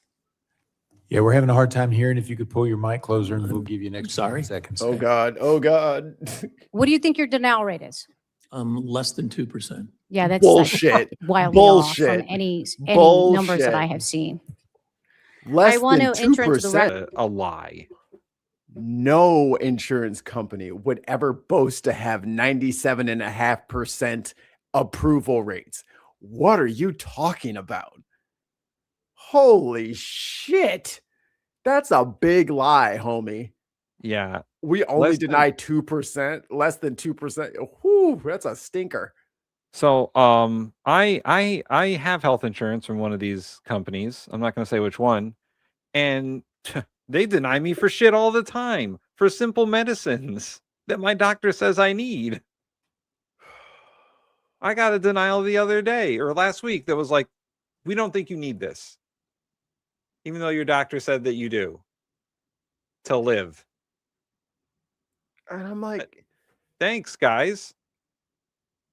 To get up in front of Congress and say less than 2% is crazy. Did they swear them in? They might have sworn them in. Yeah. Oh, dude. Well, see you in a couple of weeks when I bring you back up in there, because that is good luck proving that, homie. Yeah, that's like wildly off from any numbers that I have seen. I want to enter into the record an LA Times article published in February 2025 that tells the story of Colleen Henderson and her 3-year-old toddler, who of course is insured by United Healthcare. They fought your company for 5 years to pay for specialty care, to treat their 3-year-old daughter's rare condition. She had a tumor in her bladder, The family ended up with $1 million in medical debt. Jesus. And was forced to declare bankruptcy because United Healthcare said treatments recommended. For those of you who didn't see the show a couple of weeks ago, looked up the numbers. It's 500 to 600,000 Americans every year declare bankruptcy due to medical bills. Yeah. 500 to 600,000 per year. Guess how many they have in the UK? That should let you guys know everything you need to know about this fucking system that we have. How about Canada? Right. How about Mexico? We're the only ones putting ourselves through this torture. We're the only ones doing it. No, zero's down there. God damn it! God damn it! No, Tons, why? Why must you torture us with 6, 7? Damn it. We keep falling for it. Yeah. Thank goodness we have the NHS in the UK free at point of service. Yeah. Yeah, this is another good statistic. 140,000 people, one paycheck away from an emergency in America. I'm sure that number is actually higher. Yeah. That's not normal, guys. That's not normal. That's not, oh, the liberals, oh, the Republic. It has not, bro. People should not be losing their house because their kid broke their leg at the park. Something is off, way off. This one, I know Counter Kev. We know Counter Kev. Yes. So I know that this is sarcasm, but they said that healthcare is abused and wasted by illegals, libtards, cats, and dogs. Now, when I first saw that, I was like, who the fuck in the chat is saying this? And then I saw it was Counter Kev. I was like, okay. Kev's good with us. By the doctors. What do we lie about? This is what I'm saying. What are we lying about? Even when we don't say anything that's controversial, we get accused of being controversial. Are we lying about the healthcare or are we lying about this? Because the number is probably higher, to be frank, to be honest. It's 40% of Americans can't do like a $500 or $700 emergency expense. Like, it's much higher than that. Like illegal gatos y perros. Bunch of chihuahuas getting surgeries, getting their butts lifted. Chihuahua BBLs. Like, I don't know what we're lying about. You're no change in what? No change in what? Healthcare? Your profile picture? The bots? Yeah. Are you a bot? Are you a bot? If you're a bot, you have to tell us. What's our bot Turing test? I don't know. We'll have to figure. What's something we can have the bot say that a bot couldn't say? Sky, shut up. You're not a bot. You shut up down there. Oh, funny bot. Yeah, you're a funny bot. Tons. We thought about whether you might be the first piece of AI, but having talked with you and been your friend for years, I know better. Oh, there you go. Yeah. How many R's are in the word strawberry? Ooh, what is your favorite color and why? Not about a bat. I don't even know what a fucking boat is. Ooh, this is very bot-like behavior. Look at this. Yeah. Uh-oh, the bot's glitching. Yeah. Oh, it's corrected its algorithm. I don't know. You may not be a bot, but you might be a boat. All right, let's go. You might be a boat. If you're not a boat, tell me what your favorite color is and why. Yeah. Unnecessary. Do you understand why the American people are not a fan of United Healthcare and big healthcare companies, Mr. Hemsley? I think that is a tragic situation. I don't know the details of it, but I'm very sympathetic to situations like that. No, well, what are you going to do to make sure that more families are not going into medical? You know, that's something a bot would say. I still don't know what your favorite color is. See, blue because it is? Come on. I'm not sold. That's something a bot would say. That's, I mean, bots always love blue, clearly. That's the wrong answer. You answered the bot answer. Bots are trained to answer blue, and you said blue. So thanks. Thanks for proving that you're a bot. Appreciate it. Debt, and that their kids can get the care they need, because the alternative is the kid is going to die. Well, I'm glad you brought that up, because I think one of the reasons that motivated me to return to this company is because I think we could be a force for solutions like that, and that our mission aligns to that, and my purpose is to improve the performance of this enterprise to solve those kinds of solutions. Well, I hope that we see improvements, and I'm going to be tracking that progress to see if it actually happens. The other thing that's really quite fascinating is that we find that most people will not appeal these denials. Most people don't. Dude, calm down. Jesus Christ, calm down. So sensitive. You get called a bot and you're just like having a personality crisis. We're fucking with you. Okay, calm down. Jesus. Do you know how many actual bots we get in here? A lot. Yeah. We get a lot of bots in here. So calm down. Tons of mice is a bot. If you're a human, that's fine. You're not acting very humanly, typing with fucking random characters, and they're like, what's the slash in there for? Yeah, what's all that about? That's how you know that they're not a bot. I think the bot would type more effectively. The little asterisk thing, it's kind of body though, right? Yeah. Jeez. Have the time or the effort. I live in a Shouting at us. district where it's working class families. They can barely find the time to show up to 2 jobs to pay their bills. Do you think they're going to have the time and the effort to appeal a claim? We've seen that less than 1% of claims are appealable. When they are, insurance reverse their decision 44% of the time. That's almost half. Why do your patients have to fight your company to get their claims covered? Representative, again, I appreciate the subject. It's important. They shouldn't have to fight. We should make this much easier and intuitive. And we use technology for that purpose. We have a number of initiatives in market right now. Mr. Try to make Hemsley, it real the time. way you're talking about this is not sympathetic. It's not compassionate. No. I appreciate the topic. These are people's lives. These are children's lives. This is when you said that you want to help people when they're sick. You know what doesn't help? When they get a bill or they have to go into medical debt for $1 million of debt. That doesn't help people when they're sick. I hope that you all are going to do better. The gentlelady yields back, and the gentlelady referenced a document. If she can make sure we have a copy of that without objection. He looks like an organic C3PO. An organic C3PO. 5 minutes. Thank you. All right, I got one more insurance clip, and then we'll get back to Mikey's clips. Sure. Thank you, Mr. Chairman. I want to talk a little bit about what it was like before the Affordable Care Act was implemented. Oh, hold on. For the ACA. Let me deal with this one. All right. How do you fight for the right to kill kids, then pander to people about child health care? Hey, Nasty. What do you think should happen in an ectopic pregnancy?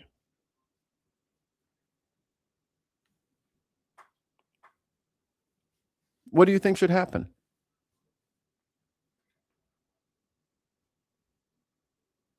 And we can give you as much time as you need.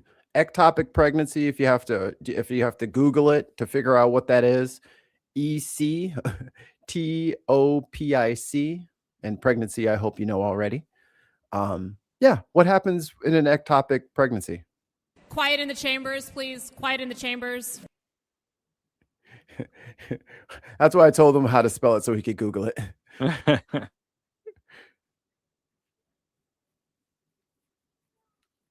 Bro, a rare 1% pregnancy doesn't define the other 9. If you think ectopic pregnancies are 1%, you need to go up again. It's way more than 1%. It's way more than 1%. I didn't ask you for an anecdotal case. I asked you, what do you think should happen in ectopic pregnancies? Because a lot of those laws, those new laws, they don't seem to care. They don't discriminate. Ectopic or not, the answer is no. Doctors are too worried about lawyers to treat it. Worried about going to jail. So Jukebox over there says, I don't know what pregnancy is, but I don't like it. No. See, that's not what anecdotal means. You can't squeeze your way out of this one. No. You've been brought to the front of the class. We will pull this podcast over. You're to the front. Come on, up to the blackboard. Here's a piece of chalk. Tell me what you think should happen in the cases of ectopic pregnancies. It's not anecdotal. It's real scientific. It happens. It happens to a lot of women. It's not just 4. It's not 1%. I'm the middle of the road, Howard. What are you talking about? All right. I don't agree with Tennessee either. What are you talking about? No. Tell me. Come on. Nasty. Come on. You can do it. Just answer the question. What Stop should happen? Skating and answer the question. Well, do you know what I mean by ectopic? Where instead of the zygote attaching to the uterine wall, it attaches in the fallopian tube, which will not only kill the fetus, but it will kill the mother as well. So my question is, when these happen, and it's quite frequent, and it's the #1 cause of why women are barren after such procedures, I'm asking you, what is your plan?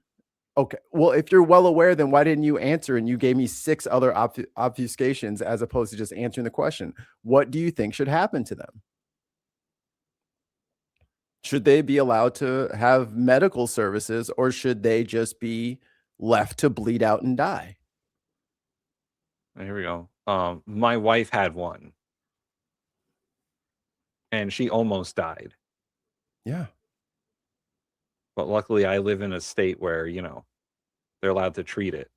Yeah, but you said the health of the mother is important, but the legislation that's being put forward doesn't give a shit. It says no abortion, no reason, doesn't matter. And because we've seen several different cases that this has happened already. And Tim already brought it up. Doctors are afraid to treat women because they're afraid that Republicans will send in the DOJ to prosecute them and put them in jail for saving that mother's life. And this isn't just in like Tennessee. This is many states. Queen Cat says, my bestie had one and almost died, and almost can't have any more kids, but better than dead. Yeah. No. I don't have to Google what your fucking response is. Like, don't try to send me on a wild goose chase. I'm looking for your goose. So what is your goose answer? Do you still support what? Answer me, goose. Do you still support this policy, even though it's going to be detrimental and tragic for probably 1 million mothers a year at least? I mean, people get pregnant a lot. And by the way, to the person who said 1%, now this isn't just ectopic pregnancies, but almost 25% of pregnancies end in miscarriage. A full quarter of pregnancies end in miscarriage. And I realize that's not just ectopic pregnancies, but I'm sure it's more than 1% or 2% or whatever the fuck you're citing. So it's more. So now he's answered. See, this is what I'm when I slow you down and I actually tell you about what you're talking about, and I ask you a real question about what you're talking about, you have nothing to offer except for, well, then I would just support the life of the mother. That's not what the fucking legislation says. And if you wanted to say that, maybe you should say, I disagree with the current abortion laws that the right is pushing forward. It should be this instead. That's not what you said. You said that we were trying to kill kids while complaining about healthcare. So when I ask you, what about when you have to save the mother? You said, well, then we do that. So whose side are you fucking on? You're the one that's confused here. You're the one looking for a home ideologically. I think women should be saved, because if it was men who had the babies, we wouldn't be like, oh, I'm going down with the ship. What the fuck? Oh, there's a range of opinions in the chat. Yeah. A wide range of opinions in the chat. I said I'm middle of the road, but and this is the problem with moderates, being middle of the road doesn't save those women's lives. And it doesn't keep those doctors from fearing going to prison for saving a woman's life. So, I mean, you can sit on the fence all you want to because maybe your kids are older or you don't plan on having kids. But for people who are starting families and shit like that, this is a big fucking deal. So to just casually throw it out there like, oh, you've got this all figured out and this is the easiest thing to decide. It ain't as clear cut. I mean, there's tons of Republicans that are against these abortion laws because they just kill women. That's all it's going to do. And as soon as you take access to healthcare away from women, you're just going to end up with unsafe healthcare that they self-induce on themselves instead. And we had those days and we decided we don't want to go back there. You're deciding that it wasn't that bad and we should go back there. And like this is not just about like miscarriages and abortion. This is like an entire like women's healthcare discussion as well. Like autonomy. Laws are restricting women's ability to get healthcare. That's what's going on. Depending on what state you live in this country, there are different levels of healthcare that women can get. That's what these laws are doing. It's just another division based on whether you live in a blue state or a red state at this point. It's inequality. Really?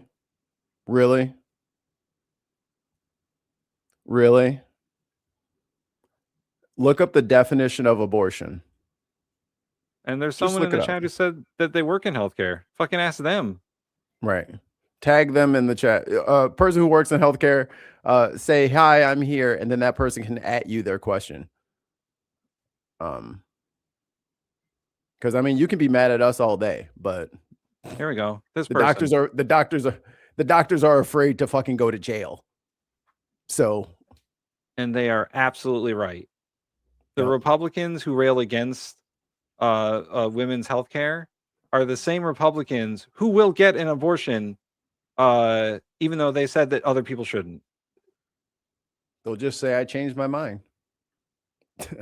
Up until the day that they have to walk into the ER and get services, they'll just say, I changed my mind.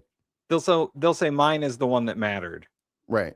Oh, there was the lady. Who fucking voted against it and then immediately went out 6 weeks later and got an abortion because she had an ectopic pregnancy and she was going to die. So this is what I'm saying. Like, whether y'all understand it or not, she called Governor DeSantis and had them talk to the doctors and say, it's okay for you to do it. Like, she literally called the governor. We covered it maybe a year and a half ago. It was on the show. You can look in the show notes. You can find it. It's in the library. She did it. She straight up did what you said. She fucking voted against healthcare for women and then proceeded to go get healthcare for women. They don't believe it either, dude. So if you want to fucking keep carrying water for people who are just saying shit to get you upset and to get you mad at shit, I mean, that's up to you. Once again, blanket statement, all politicians lie. Yeah. They lie and they'll do whatever they want. I believe much earlier in the show, someone said that the Democrats and the Republicans all hang out with each other when the cameras are off. They all believe the same shit, guys. Right. Off camera, they all believe the same shit. Look at Nate. Nate thinks he's got something here. Good luck, Nate. Oh, because he quoted the 1 to 2% of ectopic pregnancies, and he is right. But the larger point is that 25% of pregnancies end in miscarriage, and that 25% is not being treated equally in all the states. People are dying or being seriously injured by the lack of health care that they're getting in some states. It's all over the place. You don't have to listen to us. I looked up the same information, and you're right. It's 1 to 2% of all pregnancies. It's 1 in 50, actually. 1 in 50 pregnancies is ectopic. How many pregnancies do we have a year?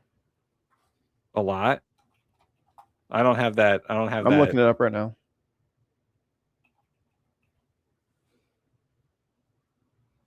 $3.6 million. So yeah, just be part of the 1 or 2%. States don't count miscarriages as abortion. Some of them fucking do. Have you read some of these laws? Some people have been prosecuted for miscarriages. Some of these doctors are fucking terrified of doing the procedures because they think they'll be arrested. If you go to one of these states that has these like absolutist abortion laws where it's like 6 weeks or whatever, and someone has a miscarriage, the doctors are like, well, write it out at home. Or we can't save you until you're like about to go into shock. Which is fucking wild. With hyperclampsia and shit like that. Like I said, my wife went through this, and I live in a state where the laws are great for women's health care, and it's still fucking terrifying. Yep. Like they're trying to ban women from traveling to states that have better laws.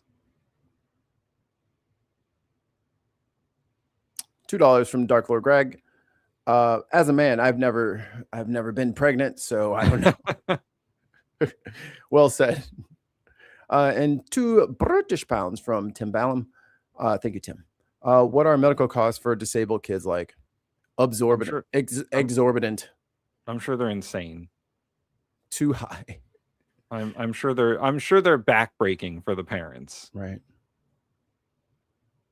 That's the same as speaking on mothers. They'd rather save the baby instead of them. I think you're truly missing the point on purpose at this point, because it is not a secret that these red states have been trying to prosecute women for seeking health care. So, I mean, it doesn't speak for the majority. Let's find out what the majority thinks. Hold on one second, Mikey. Okay.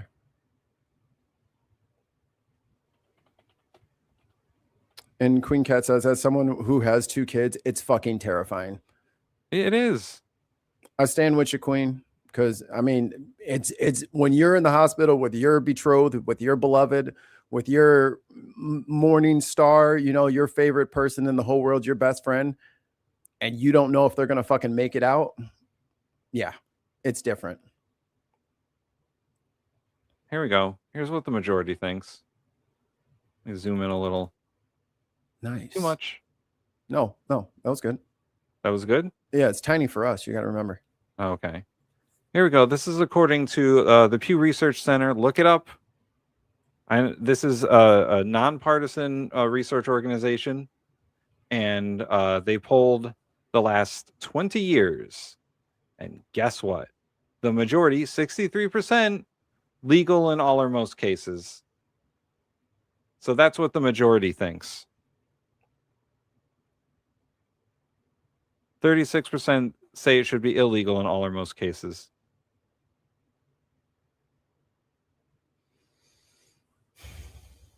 And for all these people to have had mothers who got healthcare to give birth to all of them, and then to just be like, and now I shut the door behind me. Like, unreal. Unfucking real. So well said. Yeah.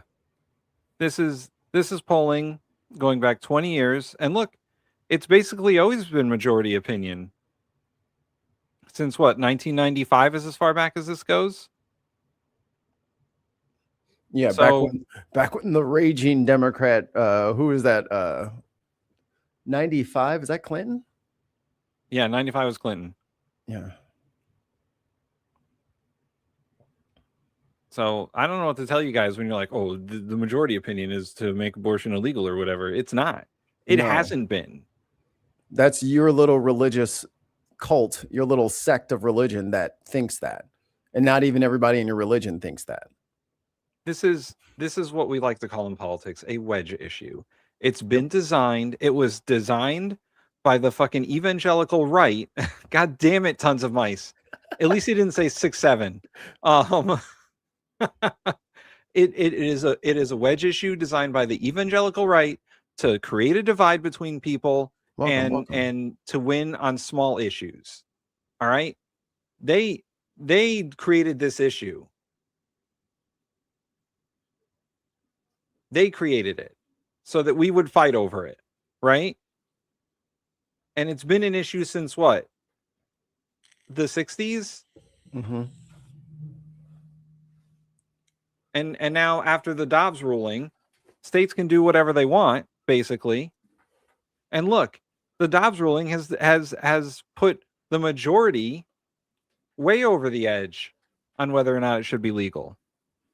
And for the record, abortion is mentioned in the Bible, but it's only mentioned one time, and it's a recipe about bitter herbs that a woman should take to stop a pregnancy. But hey, I'm an atheist. What the fuck do I know about the Bible, right? This is an issue created by Jerry Falwell of all people. Yep. All right. And TV evangelicals to fucking rile up their base and get them something to vote for. This has been like a 50, 60-year project. I'm sorry. What's your name, sir? And your message is you're creating a divide right now by blaming the right. I'm sorry. What's your name, sir? You should probably have a tamer name if you're going to accuse people of divisive politics. You know what I'm saying? You should probably pick your name a little bit better. Yeesh. Yeah, the communist left. Hey, do you guys remember when the communists were in charge and no one had personal property?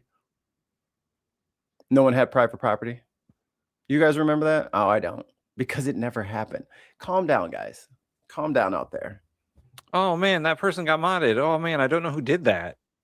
It certainly wasn't me. Who got modded? Oh, the Obama person. Oh. I modded the shit out of them because that was racist as fuck. Oh, I didn't even see it. I don't know if you saw their profile picture, but it wasn't great. Oh, yeah. Look, you can't trick me into being upset because you have a little ape in your picture. You see this? Beautiful full lips. Go look at any ape. Go look at any ape. Do they have lips? Or do they have little flat lips? They got little flat lips. So you say whatever you want. I know I look good. Fuck you talking about. Lipless motherfucker. Anyway, PewResearchCenter.com is where you'll find this information and much more information that you're probably wrong about. Anyway. 14.5% of Americans were uninsured. After the ACA, it was 8.6% because of insurance costs. Yeah, but what was it after Obamacare? The ACA. Yeah, but I get the Affordable Care Act, but what was it after Obamacare? What was the rate after Obamacare? Oh, I thought you were asking for the name. No, I was like, yeah, we hated Obamacare. That's why we got the ACA. Yeah, I was making a joke. It crept up a little bit, but then after the tax credits were implemented, it dropped back down to 8.2%. Mr. Cordani, your company offers both ACA plans and administers employer-based health coverage, correct? That is correct.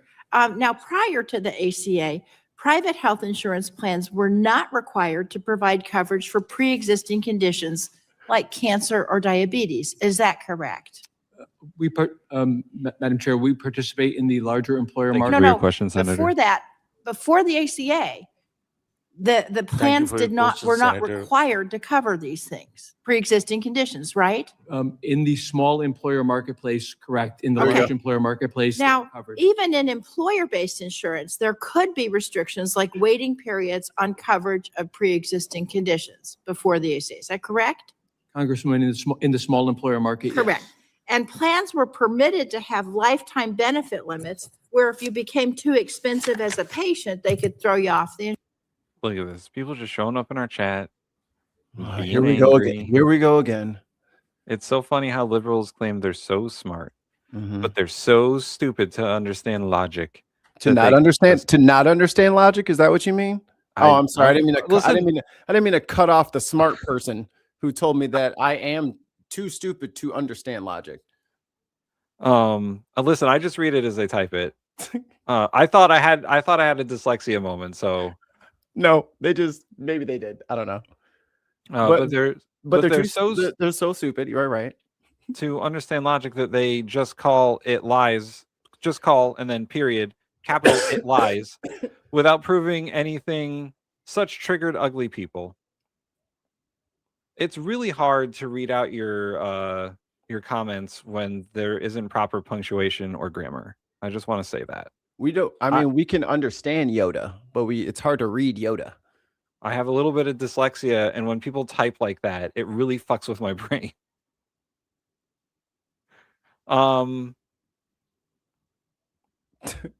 There you go. Like, I don't know, like, what angle that person was trying to go through. Unquiet Badger, what's up? What they're trying to go for here, but what did we do? We didn't. Did we claim that we were smart and everyone else is so dumb, and that we're actually not smart? I mean, if you're talking about the information I just showed, I didn't make up that poll for 20 years. Yeah, you're right. Fucking bots got no grammar. Bots got no grammar. Insurance, is that right? Got no grammar skills. Bots would have proper grammar. They would. That's how we can tell. Yes, it is. Okay. Now, people might have had to pay also for preventative services to keep them healthy before the ACA had the essential benefits included. Is that correct? Again, in the small employer market, not in the large employer market. Okay. Now, today, are your plans in the ACA marketplace or employer plans in large or small markets permitted to engage in any of these practices? How? How are we gaslighting? Do you even know what gaslighting is? Do you even know what that term means? Because we are not presenting you with a false reality. And then blaming your disagreement on your mental state. Right. Oh boy. I mean, I get that you've heard the word gaslighting in a lot of podcasts recently, but you have to wait for us to do it before you accuse us of it. Yeah, the only person we gaslighted was that dude that we kept calling a bot. That's the only person. Yeah, we did gaslight him. But that shit was fun. T. Lee, we did gaslight T. Lee. That was funny. Because they were ignoring abortions on demand being a major issue. That's apparently what we're gaslighting people on. How is that a major? No, you are presenting a false premise that it is a major issue. Just because you say it's a major issue does not mean it is a major issue. 63% of Americans disagree with you. So maybe you're gaslighting us. You ever thought about that? Yeah, I would say that it is a major issue and you're on the wrong side of it. I was saying that it's a wedge issue that evangelicals use, like Jerry Falwell, to divide us. You're accusing the religious cult. That's gaslighting. I mean, you call them religious cult, so I didn't say they were a cult. I said that they were the evangelical right, which is a political affiliation at this point. Gaslighting is the process of walking around the neighborhood and lighting all the gas street lamps. Back in my day, you used to have a job where you could light the lamps on the street. You would have a candle on a stick and you would lift up the stick like a GoPro and you'd put it up there and then light the street lamps. Yeah, and maybe he's talking to the chat. Look at the abortions on demand up the day of conception. And I never said that the evangelical right was a cult. Sorry. I'll say it. All right, you know what? Mikey will say it. I'll say it. You know what? You wanna hey, MAGA is a death cult. Yes. You're in a fucking death cult. Correct. The evangelical right has always been a cult. I wanted to be nice, but guess what? Jerry Falwell was a fucking cultist, and his son is a fucking cultist. And Liberty University is where they train the cultists. I mean, soon Tim will stop being so nice all the time. He hasn't quite.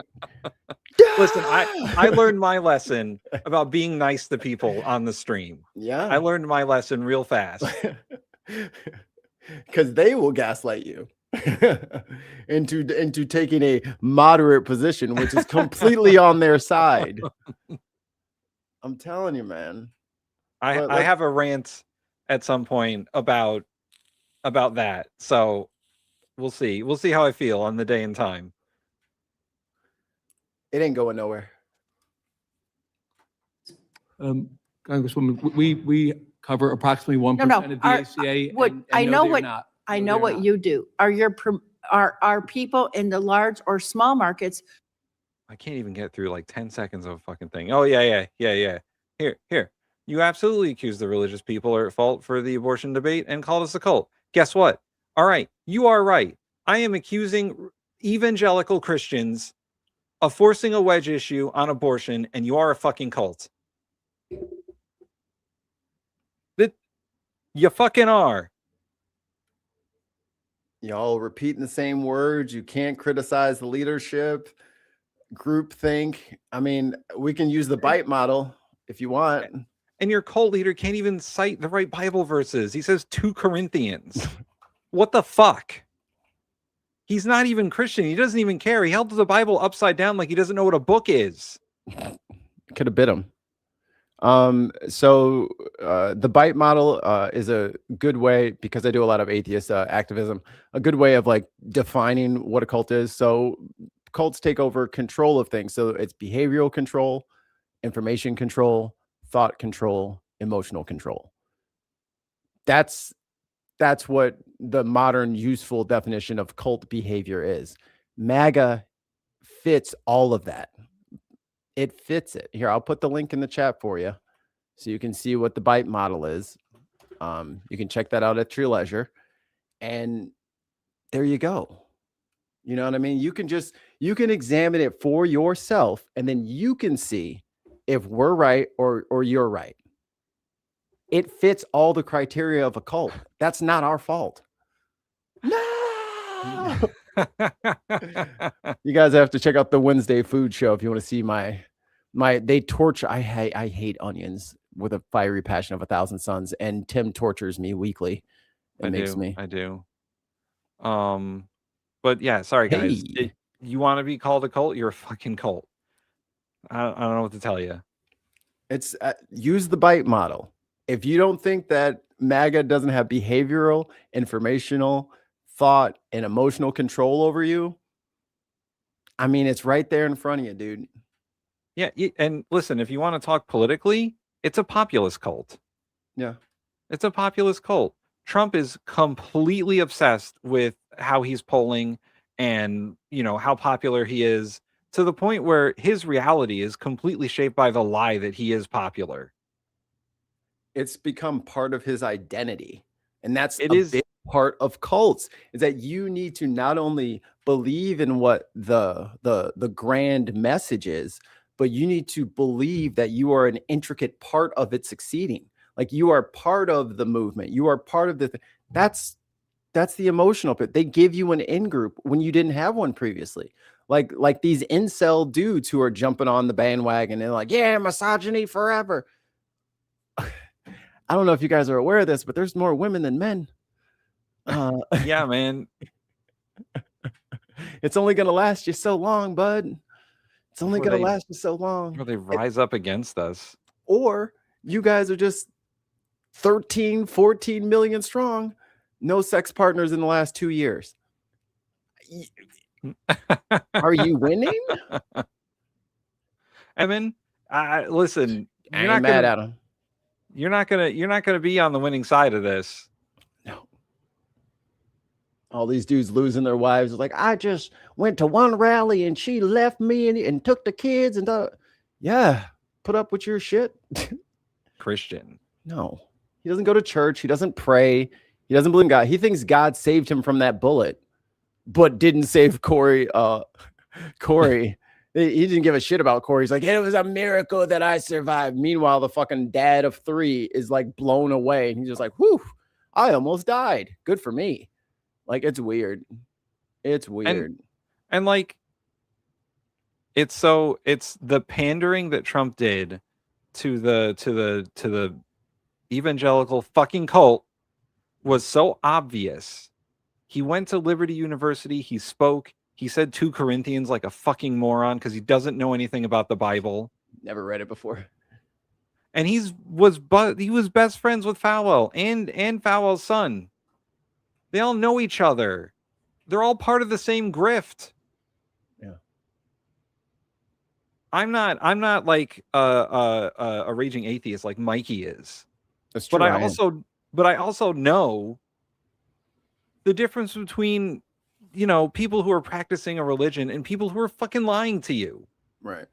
And you're being lied to by this cult of personality called Donald Trump and his friends who all influence him. This State of the Union is going to be fucking wild because whoever the last person he spoke to is who's going to write the State of the Union. Yeah. So get over it. Like, I know that you're all in a cult and you don't know that you're in a cult. I understand. But and even as the raging atheist of the network or whatever, I don't have a problem with Christians. My mom's a Christian. Tons of my family are Christians. Yeah. But they're also not saying, well, God told me that I get to do X. They don't talk like that. They act like regular fucking people. Okay. Thanks. We're the lost ones. Thanks. I mean, we are arguing with people on the internet. I don't know how productive that's ever going to be. No, it's been very productive. Some people see the light, and then these people are very afraid of taking a critical look at their belief systems, their political takes, their worldview. And just like I said a couple of weeks ago, the American Western hegemony bubble is popping. You guys are going to have to realize that America, like, this is not planet America. Oh, right? Well, Mikey, the Monroe Doctrine says that we can do whatever we want. Yeah. And how's those trade routes looking for you? Ask the farmers how our trade is going. You know what I mean? Like, you guys think that this is just we can do whatever we want. It's our country. No, our country is connected to a whole bunch of other countries. And this is literally just driving us off a cliff. Yeah, please tell us if you guys have any information on the missing Doge checks. Please let us know where and when we can sign up for those and get them, because I haven't gotten mine yet. And I would like to say, pulling back on my rage a little bit, that I don't have any problem with religion or religious people. Bullshit. Julian's a fucking liar. I'm coming to you on my Trump phone. Those things never went out. No one got a Trump phone yet. No one got a Trump phone yet. There's no way you got one. You know why? Because if the Trump phones went out, there'd be so many people complaining about how they don't work. God damn it. It's always in the mail. So I don't have any problem with religious people or religions. I just have a problem with people who want to lie about their beliefs and lie to other people about what their beliefs should be. And I have a problem with political parties taking over religious movements. Yeah. Because that's what happened. A political party took over the evangelical movement. Yep. If you look at history, that's what happened. That goes all the way back to fucking Ronald Reagan. Kassar Robin says, forget Trump. Were you happy everyone in the Socialist Democrat Party lied to us about Biden mental health? Don't respond. He is better than Trump. Take Trump out. Again, I'm not sure if you're new here. I'm assuming so because your name looks new. We don't support Biden over here. So I'm going to need everybody to just take 2 steps back and stop asking us to defend people that we don't like, because we don't want to defend them because we don't like them. And the fact that you're saying that we like them or implying that we supported them is mistaken. Mistaken to say the least. We never said that. We never said, yay, Joe Biden. It was always like, damn it, Joe. God damn it, Joe. And you know what? Joe, wake up. Here's how we know that Biden was bad. We could tell, Mikey and I and the rest of the people on the network could tell that Joe Biden wasn't fucking all there before the reports came out that his mental ability has been impaired. Of course, anyone with 2 eyes could fucking see that. And the fact that they were hiding him all the time and as soon as the fucking debate, that horrible fucking debate performance, and then fucking I almost said Jill Stein, Jill Biden, Dr. Jill Biden fucking walks up like, good job. You answered all the questions. This motherfucker is supposed to be in charge of the nukes, in charge of the economy, in charge of making sure we have healthcare cancer research and going to space. Good job. You answered the like, we were disgusted. And once that debate performance happened and everyone could see that Joe Biden was fucking 80 years old and he shouldn't be president anymore. Looked like and the Democrats knew it. The Democrats knew it the entire time, and they stopped hiding it because they couldn't hide it anymore. Yep. But guess what? Donald Trump is down the same path. Right. This State of the Union speech doing the is going to same be thing. a fucking disaster. I think I even put it in the group chat. Like after we watched that horrible fucking thing, we're like, all right, he's got to back out, right? He's gonna leave, right? He's got to leave. Yeah. And that motherfucker went up and I'm not quitting. And we're like, oh my God, Joseph, go sit down. Like we were fucking furious the whole time. And now here it is 2-3 years later. And everyone's like, see, you always loved Joe Biden. No, the fuck we didn't. Prove we did. Prove. Like, I am both excited and terrified about the State of the Union. I think that Trump is going to ramble on about nothing for a long time. Yeah. And he might even fall asleep at his own State of the Union address. They might have to like poke him with a stick from behind. Can we all agree that Donald Trump is not the same as he was 10 years ago, that he has severe mental decline? It's bad.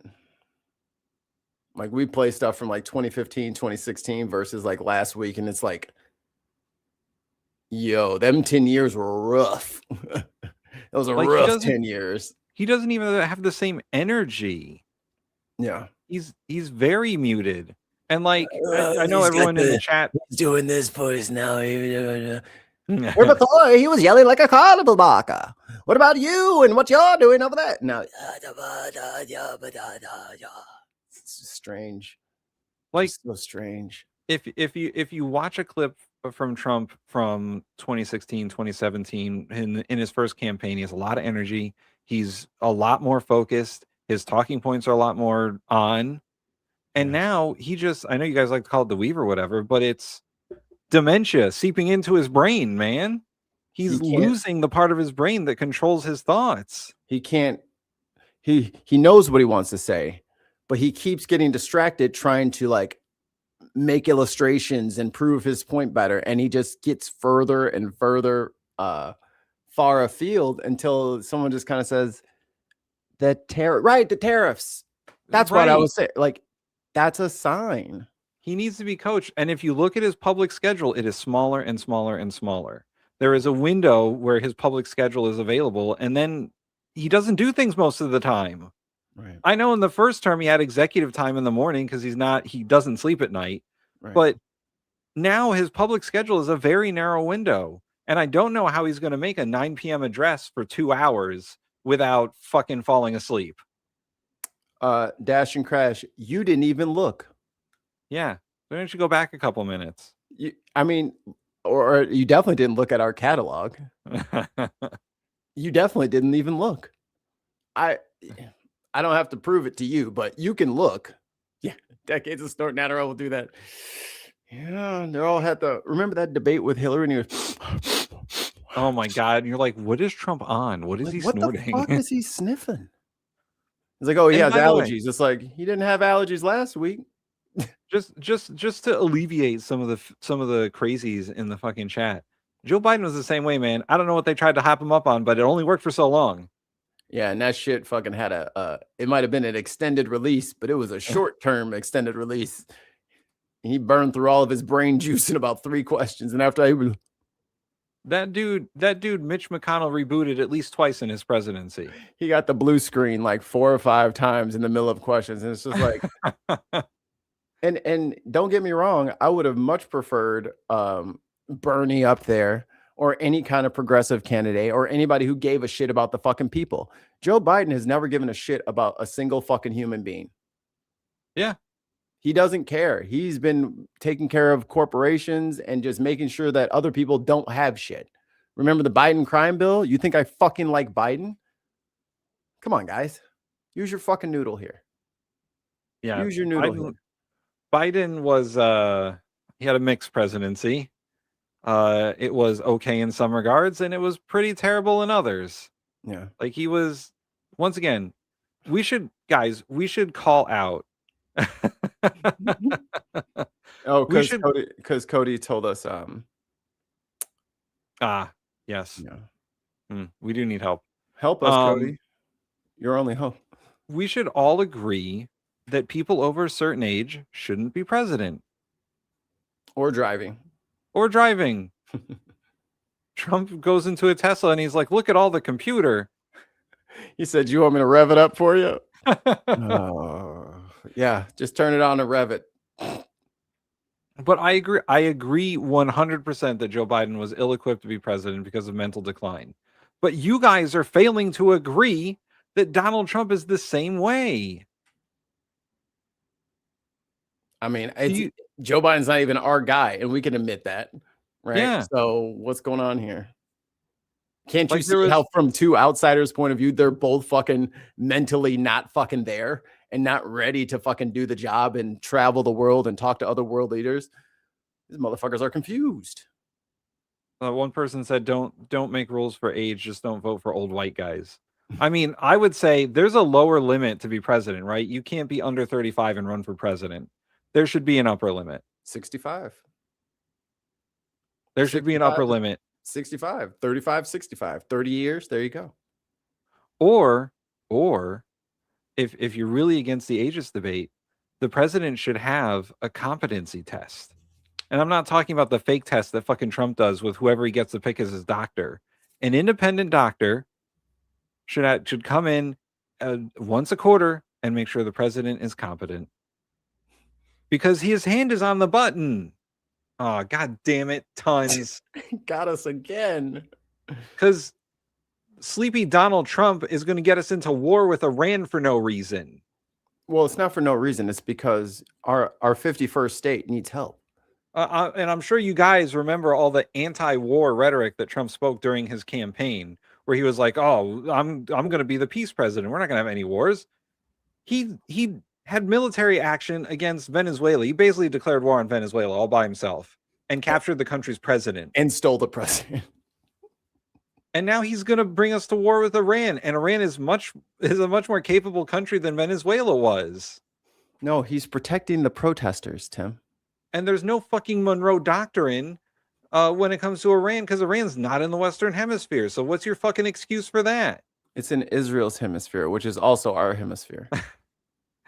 I love the line that was the other day. Some Trump official was like, "Oh yeah, well they're a week away from nuclear capability." Guys, I thought you destroyed their nuclear capabilities. And I thought Tulsi Gabbard told you that they didn't have it, and they were actually following the rules of the I forget what the acronym is, the nuclear deal.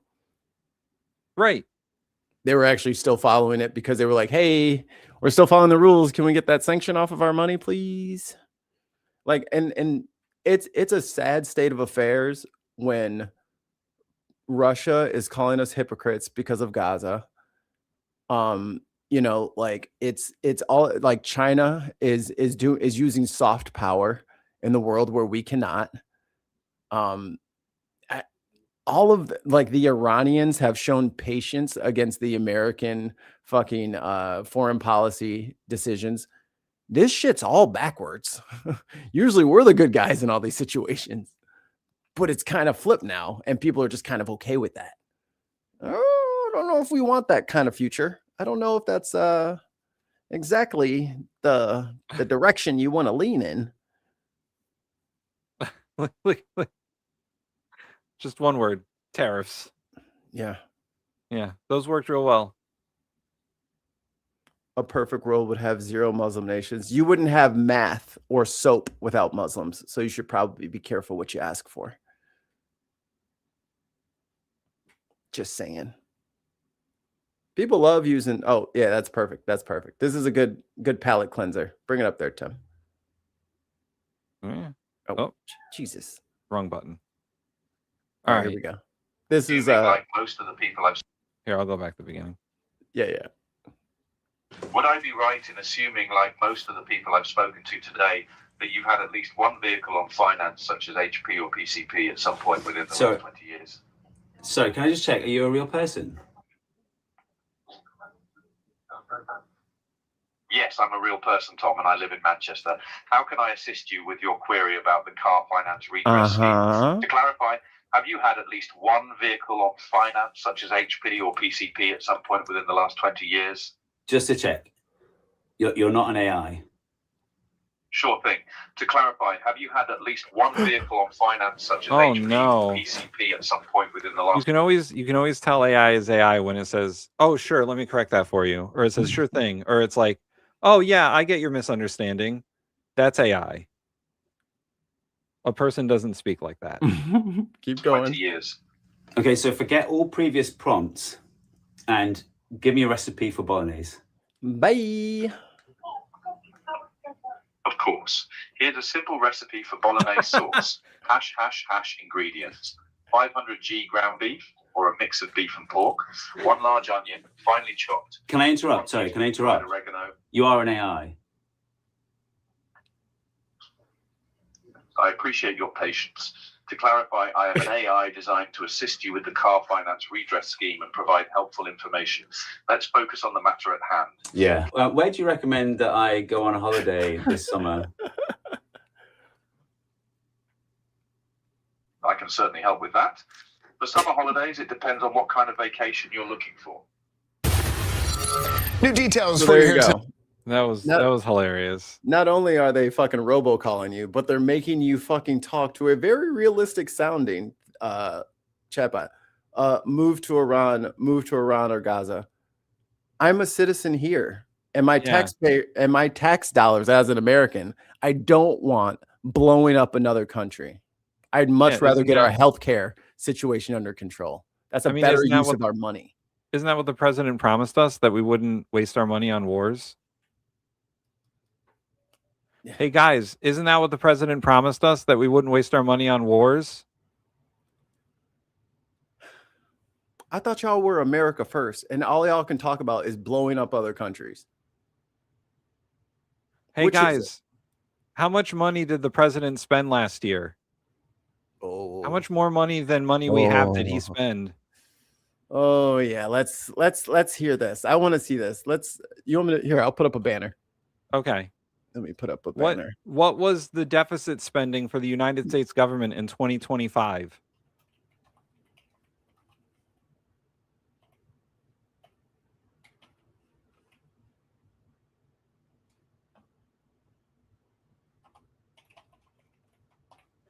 Hey guys. Oops.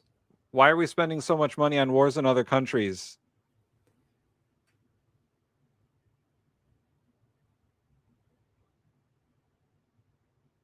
Yeah, we did this, and you know what we ended up with?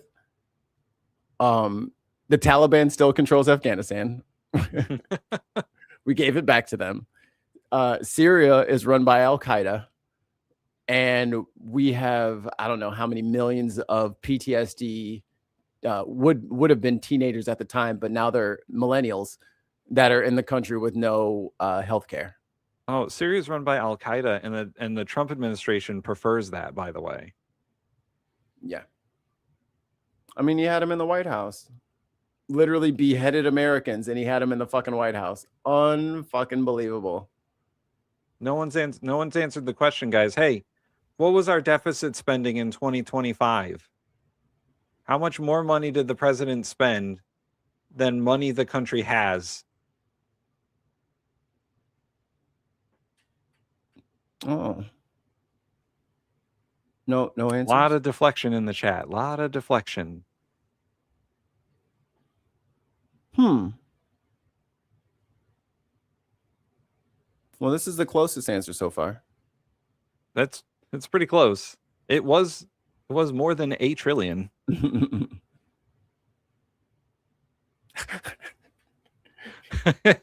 No, that's the Dow. The Dow's over $50,000. Well, I don't know why you're laughing.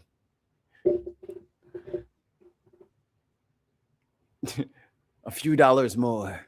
Here we go. Oops, sorry. All money is fake. Okay. Okay. I mean, I agree with you that money isn't real and we made it up. No idea, but more than any other president, probably. Yeah. Well, here we go. This is an approximation right here. About 1.4 trillion. That's yeah. There you go. That's a record for deficit spending. There you go. And that's not the national debt. That's up $1.4 trillion that has been added to the national debt just in 2025. Because of the big, beautiful, they can't remember the name of bill. McKinnon says, guys, he put fake gold in the White House. He did that for the American people to save money. Ungrateful is what you are. You're right. You're right. All right. Sure. I love how this is a Trump specific thing.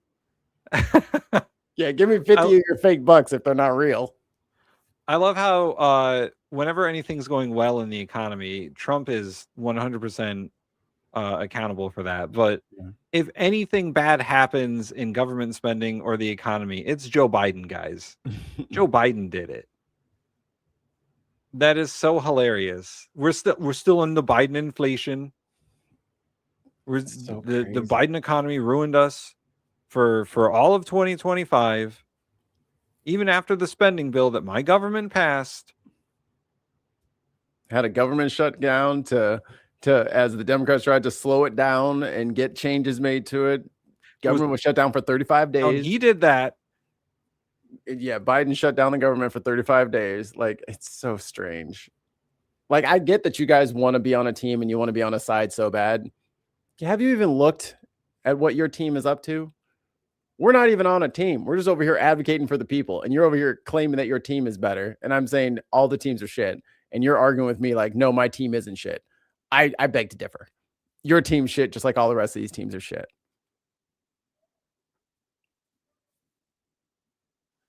Oh boy. All right, Mikey, one more video and then I think I'm done. This is what I'm talking about. No, Trump is better, guys. Daddy is better. Oh my God. Look at this bot.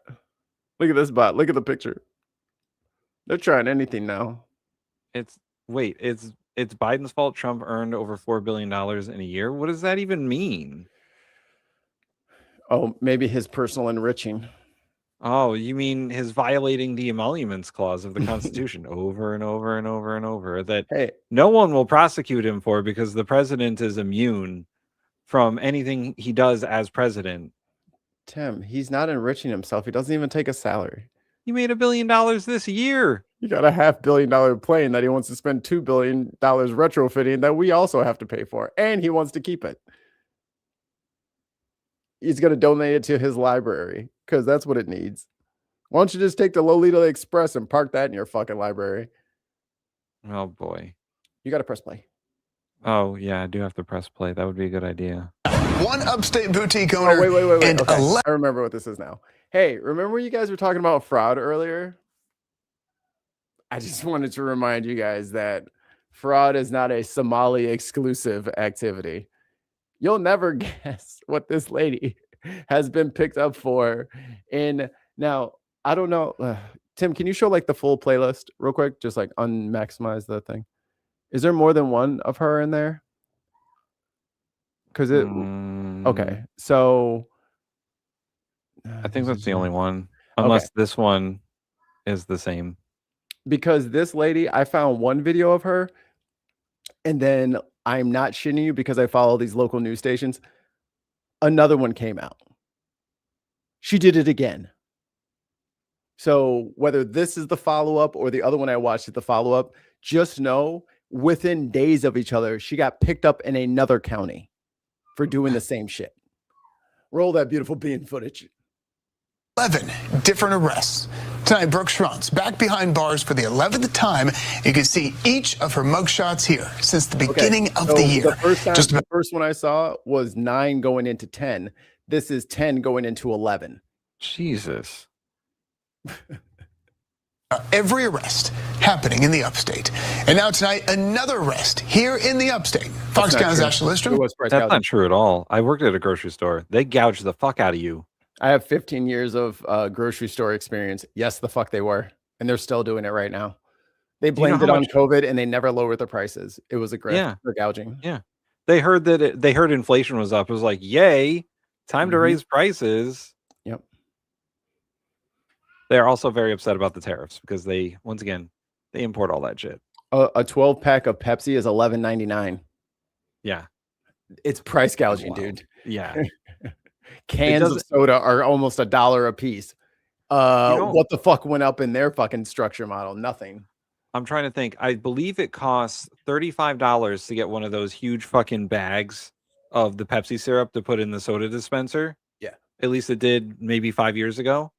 That bag makes hundreds of gallons of fucking Pepsi for $35. That's what fast food places are paying for their Pepsi supply. Yo, don't be buying 11 packs. So don't trust them sodas. Who knows what the fuck is going on over there? It costs them pennies to make the Pepsi. Right. It costs them a little bit more to make the bottles, and then it costs a little bit more to make the labels. And they're charging what, $12? I don't know. I mean, what in their pricing went up 3 times for them to go from $5.99 or $6.99 to damn near like it's blatant. And then they also had they called it greedflation or shrinkflation. They changed all the sizing. Here we go. McKinnon knows.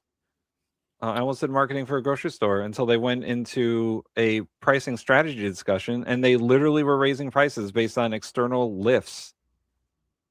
Ducked the fuck out of that contract. Yeah. Joins us live now in studio. Ashley, you've been following this one closely. So how does this latest arrest now fit into the bigger picture of this multi-arrest situation? Well, Justin, it's hard to believe, but it makes its own carbonated water on site. Yeah. So you just have the bags of syrup, and then you make your own carbonated water as you're pressing the button. There's a CO2 tank that they use that mixes it like on demand. Yep. And the CO2 does also cost money, but it's not the amount they're charging for a Coke or a Pepsi. for the 11th time. Or even like a reasonable approximation of what profit should be. This guy's bringing up Tim Walz. The only reason you guys know about those people in the first place is because those people were already prosecuted. So then you got Nick Shirley, again, who can't fucking tie his own shoes. You have him coming in, bringing up something that they're already prosecuting. And then you guys think you got him on something. It's kind of weird. It's like me coming up to you and be like, aha, you did your homework in high school. Yeah. Mikey, shut the fuck up and play the clip. I don't have the button. And Brooke Schantz was booked. The Cherokee County Sheriff's Office says they secured arrest warrants last week, but they actually had to wait for other agencies to get her into custody finally today. And Schantz is the owner of Thomas and Turner Boutique in Belton. The Sheriff's Office says in today's arrest, a victim filed a report in December. That victim ordered more than $350 of products through the boutique's online store. But deputies say the customer never received the products. Like others, the customer tried repeatedly to get answers from Schantz, but was eventually blocked. And multiple victims reported Schantz to their local law enforcement before this 11th arrest. But she was also arrested on Friday in Greenwood County. Other boutique owners in the area say Schrantz's actions could be hurting their reputations. We just do not want one bad apple to ruin the rest of the bunch. We just don't want the lack of trust there and credibility. And we hope that everyone continues to remember the importance of shopping small. Schrantz's 11 arrests are scattered across South Carolina, but mostly in the upstate, spanning from Anderson County to Pickens County. You can see Spartanburg County here on your screen, even Richland County, just to name a few. And for today's arrest, Schrantz is charged with one count of obtaining property under false pretenses, less than $2,000. She was granted a more than $2,000 bond. Reporting live in the studio, Ashley Listrom, Fox Carolina News. I have Tourette syndrome. Oh, so I guess we can end on this. At the BAFTA, which is the British Actors Film I think it's Theater art film. What's BAFTA stand for? One of you UK, you lovely UK peoples. One of our lovely Brits. What does BAFTA stand for? But it's like the Oscars for the UK or whatever. And I don't know if you got the clip is, if you haven't seen it already, it's going to be going around everywhere. One of the actors or one of the inspirations for one of the winning actors is a man with Tourette's. And it was like, the movie was about like how his life is beleaguered with different hurdles because of his Tourette syndrome. And Michael B. Jordan and Elroy are up there just, just up on the stage. And this motherfucker is screaming the N-word as hard as he can. Oh boy. Are we gonna get? No, okay. It's not in this clip, which is why I picked this one. But this gentleman, I subbed to his channel. He's got a really small channel, so you guys should check him out. British Academy of Film Awards. Thank you so much. How's that BAFTA? I don't know. Diagnosed over 30 years ago. As you might be able to tell, I'm also a very proud Black man. I also have coprolalia, which means I sometimes tick socially unacceptable words, including the N-word. So you might imagine I have some thoughts on the BAFTA controversy. Let's go. So I know everyone has a lot to say on this incident, a lot of anger and outrage, which I understand, a lot of opinions. So I want to make sure we're able to put that outrage and required empathy in an intersecting controversy and issue with the information that's needed on a complicated thing. When I was elected over 15, 16 years ago, I was thought to be the first elected official with Tourette's syndrome. And thankfully, that is no longer the case. And people with coprolalia only make up about 10 to 30% of people who actually have Tourette's syndrome. It's important to remember that it's not just a lack of a filter, it's an involuntary compulsion, whether it's vocal or body movements, and it can also include very bad intrusive thoughts. Now, before I was diagnosed, my mother saw a 2020 special. It actually had a man who was white, and his tick was one of his ticks was the N-word. This was over 30 years ago. I'll pause there because I'm going to come back to it in a moment. Now, obviously, we want to practice care when we're speaking about the person who has Tourette's syndrome, who is the ticker, because they also require some grace and some consideration. Regardless of the reason, a word like the N-word can cause a lot of harm. There's some spaces where it's not just about whether you're making noise, whether you're moving in a way that people might be a little uncomfortable. This is a very specific thing. So I'm only speaking about the N-word and use of it in different spaces. You also have to provide empathy and care for people who are receiving it, like Delroy Lindo, like Michael B. Jordan, like the thousands, if not more, of people who heard it. They deserve some care and compassion as well. And I believe that's where the ball was dropped. I don't think there was enough care that was provided. And there's some ways I want to talk about how we could have and how BAFTA and others can do better. We shaza with the back to that 2020 special. The goal. That white man who had ticks of an N-word, what he used to say was nickels, pennies, and dimes. And he augmented it in a way. And I learned to do that when I was diagnosed. And I want to be clear, because I don't want to harm people with Tourette's syndrome. Everyone with Tourette's is not the same. Everybody cannot do that. And can you pause it real quick? Asking people to do that. So the reason why I don't have this fiery take and fuck that guy, he shouldn't have been in the room if he knew Black people were going to be in there, if he knows that's one of his ticks, is because I think it's important for everybody to just kind of sometimes take a step back. Don't let your emotions get the best of you. I found this clip, luckily, but I don't feel like my take is 100% different than this, but it definitely informs my take a lot more coming from someone who is an elected official, who also has Tourette's, who has to speak in public, who has to be in these places by mandate of their job, and has to find ways of dealing with this. Because if the guy can't fucking help it, he can't fucking help it, you know? Right. But right. but there is a conversation that needs to be had, and I think he does a pretty good job of wrapping it up for us. 2, it can be harmful to yourself if you're augmenting or trying to hold in tics. When you hold it in, it comes out worse later. It can also be painful for you. So I want us to be clear about that. There are other things that we can do. One is you can move yourself from the situation in a specific, and this might have been one of the specific spaces that the N-word, if that is your tick, you may not want to be there for a few moments. I did hear that John did remove himself, so credit to him. But it was a story, his movie about his life, about this very issue, which was the reason he was there in the first place. So maybe that cannot be done, or it can. But here's what should have been done.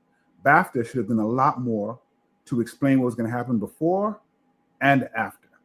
Definitely should have provided more care for Michael B. Jordan and Daryl Linda so they had the information they needed, and they themselves could have explained what was going on. BAFTA could have censored the damn thing. You had time to censor it and provide more information about what you were censoring and why.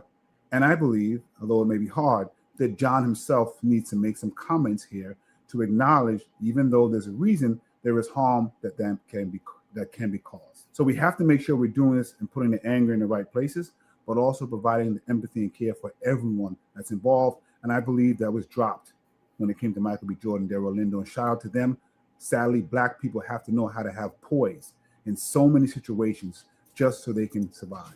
Now, for kids, young people who are listening, I want to make sure you understand, if you have Tourette's, it's a part of you, but you're not defined by it. It doesn't have to limit what you do.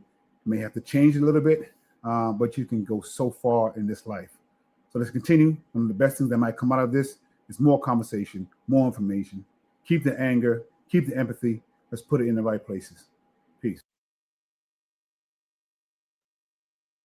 Mikey, you're muted.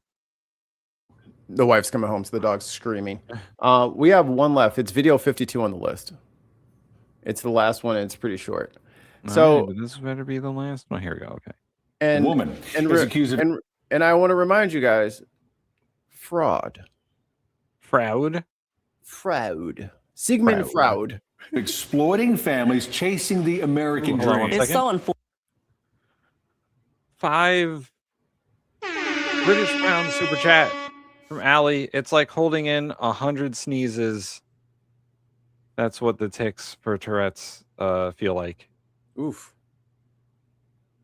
I have a friend who is on the spectrum, and he also has like some Tourette's symptoms, and they happen more the more tired he is. Right. Like it takes a lot of mental willpower to control it, and then the more fatigued they get, the worse it is. Brain gasoline. Yeah. Fortunate. Police say she posed as an immigration officer and pocketed thousands of dollars with fake promises of fast-tracking their immigration status. ABC 13's Sarah Alshaik joins us now. And Sarah, police say that this woman met the victims at a taco place of all places. Yeah, but we don't know her exact relationship to the taco truck, if she was working there, no, if not she a was taco just truck. visiting. We did go to the taco truck earlier today, but they were closed and didn't answer our phone call. But according to court documents, within 3 months, she stole thousands of dollars from at least 4 different victims. 45-year-old Irma Aide Hernandez. Are you a United States citizen? Yes, ma'am. Is accused of stealing thousands from people trying to become U.S. citizens themselves. Ms. Hernandez took advantage of a particularly vulnerable segment of the community. Authorities say it started outside the Taco Jeep food truck on Edgebrook in southeast Houston. According to court documents, last July, a woman who says she spent a decade trying to secure green cards for herself and her husband met Hernandez here. Court documents say after noticing Mexican license plates on her car, the woman claimed Hernandez asked about her immigration status, then said she worked at the Houston area immigration office and promised to speed up the woman's citizenship paperwork for $12,000. Court documents showed several different payments. Add this to the list of fucking shit that of crimes that people have fucking committed, pretending to be fucking ICE agents or working with immigration, all this shit. With the lawless execution of this fucking racist strategy that is coming straight out of a Tim Miller's shiny chrome dome, like it is. I don't know how to explain to the right wing Obama deported way more people than Trump ever will because he just went to the jail and picked them up. It was easier. And then they raided some businesses. But to just have people running around the streets with no training, not only is all that shit getting fought in court, but you got copycats all over the place. You have people pretending to be ICE all over we have people selling drugs. The one guy last week got caught in the fucking underage sex sting. Like, they're getting caught for all robberies. The ICE agents at the border, the Customs Border Patrol, were moving fentanyl through the border. You can't control these motherfuckers. So don't do this shit. You're just opening up more crime. More. Yeah, they should just be called ISIS. Yeah. Because that's what they woman are. said she made to Hernandez via Zelle. But things took a turn in October when court documents say the victim claimed Hernandez asked her to drive her to Laredo to pick up the promised documents. Instead, she claims the trip was rerouted across the border to Monterrey, Mexico, where Hernandez allegedly demanded another $300. Or you can't come back. Had enough. The defendant was confronted by one of the complainants because she never did produce any documentation for them. The defendant told her, if I go to jail and suffer, I will make you suffer by making your family disappear. Jesus. 3 other victims came forward with similar stories involving Hernandez, who allegedly told them she had ties to the U.S. and Mexican governments as well as the cartel. But in total, guys, she said police say she stole over $18,000. She's an ICE agent. So this is a lot of money connected we're to the talking about here, cartel, and the we Mexican heard her say government, the American they're warning government, people about NASA. this because they're seeing it more often as well. Yeah, I spoke with the director of FIEL, which Girl is an Scouts. immigrant-led civil rights organization. And he said, you know, migrants in this situation often feel very vulnerable. Sometimes they're told that they're running out of options. And so when somebody comes along and says, hey, I can speed up the process for you, and, you know, a lot of people tend to buy into that. Unfortunately, there's a criminal element out there, whether it be people posing as immigration officers or ICE agents or notaries or attorneys. Unfortunately, some of these bad actors prey on a community that right now is very vulnerable. Now, he recommends people consult with multiple attorneys when it comes to their cases and not just rely on one opinion. When it comes to Hernandez, she did bond out of jail, but she's due back in court in March. Well, there you go. More copycats and imitators and fakers just using this chaos to commit crime and grift people out of their fucking money. Yep. Just like the administration is setting the fucking the roadmap for them and they're following it. Just do whatever you want. They may or may not catch you. Who cares? Who cares? Just do whatever. Who cares? You're going to start caring when these tribunals start. Yep. It's going to be a different story. Well, I was just following. Just following orders does not apply in the United States. In case anybody who is an ICE agent watching this or needs to hear that, you will get prosecuted. Notice they all left Chicago. Right. Because that judge was like, okay, you're busy Monday. See you Thursday. I'm Greg Bovino. And then he went in there and lied. Yeah. And then he ran to DC. And then he went up to Minneapolis. He never came back to Illinois because we will hold your ass accountable. You will go to jail if you break the law. And no pardon's going to get you out. Because these blue governors are not letting you out of jail for fucking violating their citizens' rights. All right, Mikey, we've gone on so long that the mods are tired now. We wore them out. We wore them out. So we'll be back in like 5 hours because the president's going to do the State of the Union thing. So yes, they did. They did lose. They do all the time. That's why Trump said maybe we should try a softer hand because their approval numbers are in their shitter. That's why Pepino's in fucking Siberia somewhere now. He's going to be working for ICE Alaska Division. Making sure the Russians don't come over to Sarah Palin's backyard. The ICE Nome Alaska edition. No, he wouldn't go up there to look for Russians in Alaska because the closest way to America from Russia is through Greenland. Not the 53-mile gap. They're like, Bambino, have you ever seen this show Alone? You're going to try it out. We're going to put you in the Alaskan wilderness. You can find illegal immigrants there. Look out for the bears. Watch out for the bears. Here's a canister, and just shout, "Hey bear." Hey bear. Hey bear. Hey bear. Anyway, we will see everyone at about 9 p.m. Eastern time when the president does the State of the Union, and we'll be doing a live unboxed review. Hit the subscribe button, hit the bell so that you know when we go live. Okay, you will know.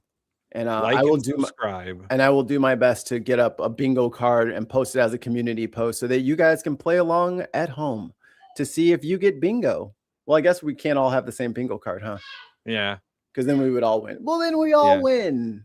Everybody wins. Everybody wins. Except America. Except us. And don't forget to go to patreon.com/podcast. Do that shit. Do that shit. Do that. Become a patron. It just in case like YouTube ever is like, hey. It'll be our way to let you know where to find us next. Yeah. And I think we do still have a free tier. You can bookmark it and look at the public posts. Come on, camera. There we go. Okay. It will be very early in the morning UK time, Allie. Well, everybody take a nap. Yeah. It's going to be a long night because it sounds like he's going to have a long speech too. Mikey, you're included in that. Go take a nap. My wife just got home, so I got a husband. Yeah. I gotta do that too. So I'm just gonna make sure the kid doesn't go to sleep. So then she has to fucking keeping her ass up all night so she can finally go to sleep like a normal person. So join us tonight for live review of the State of the Union. Hopefully the president doesn't keep us all up very late, and we will see you then. Don't forget to drink your mead.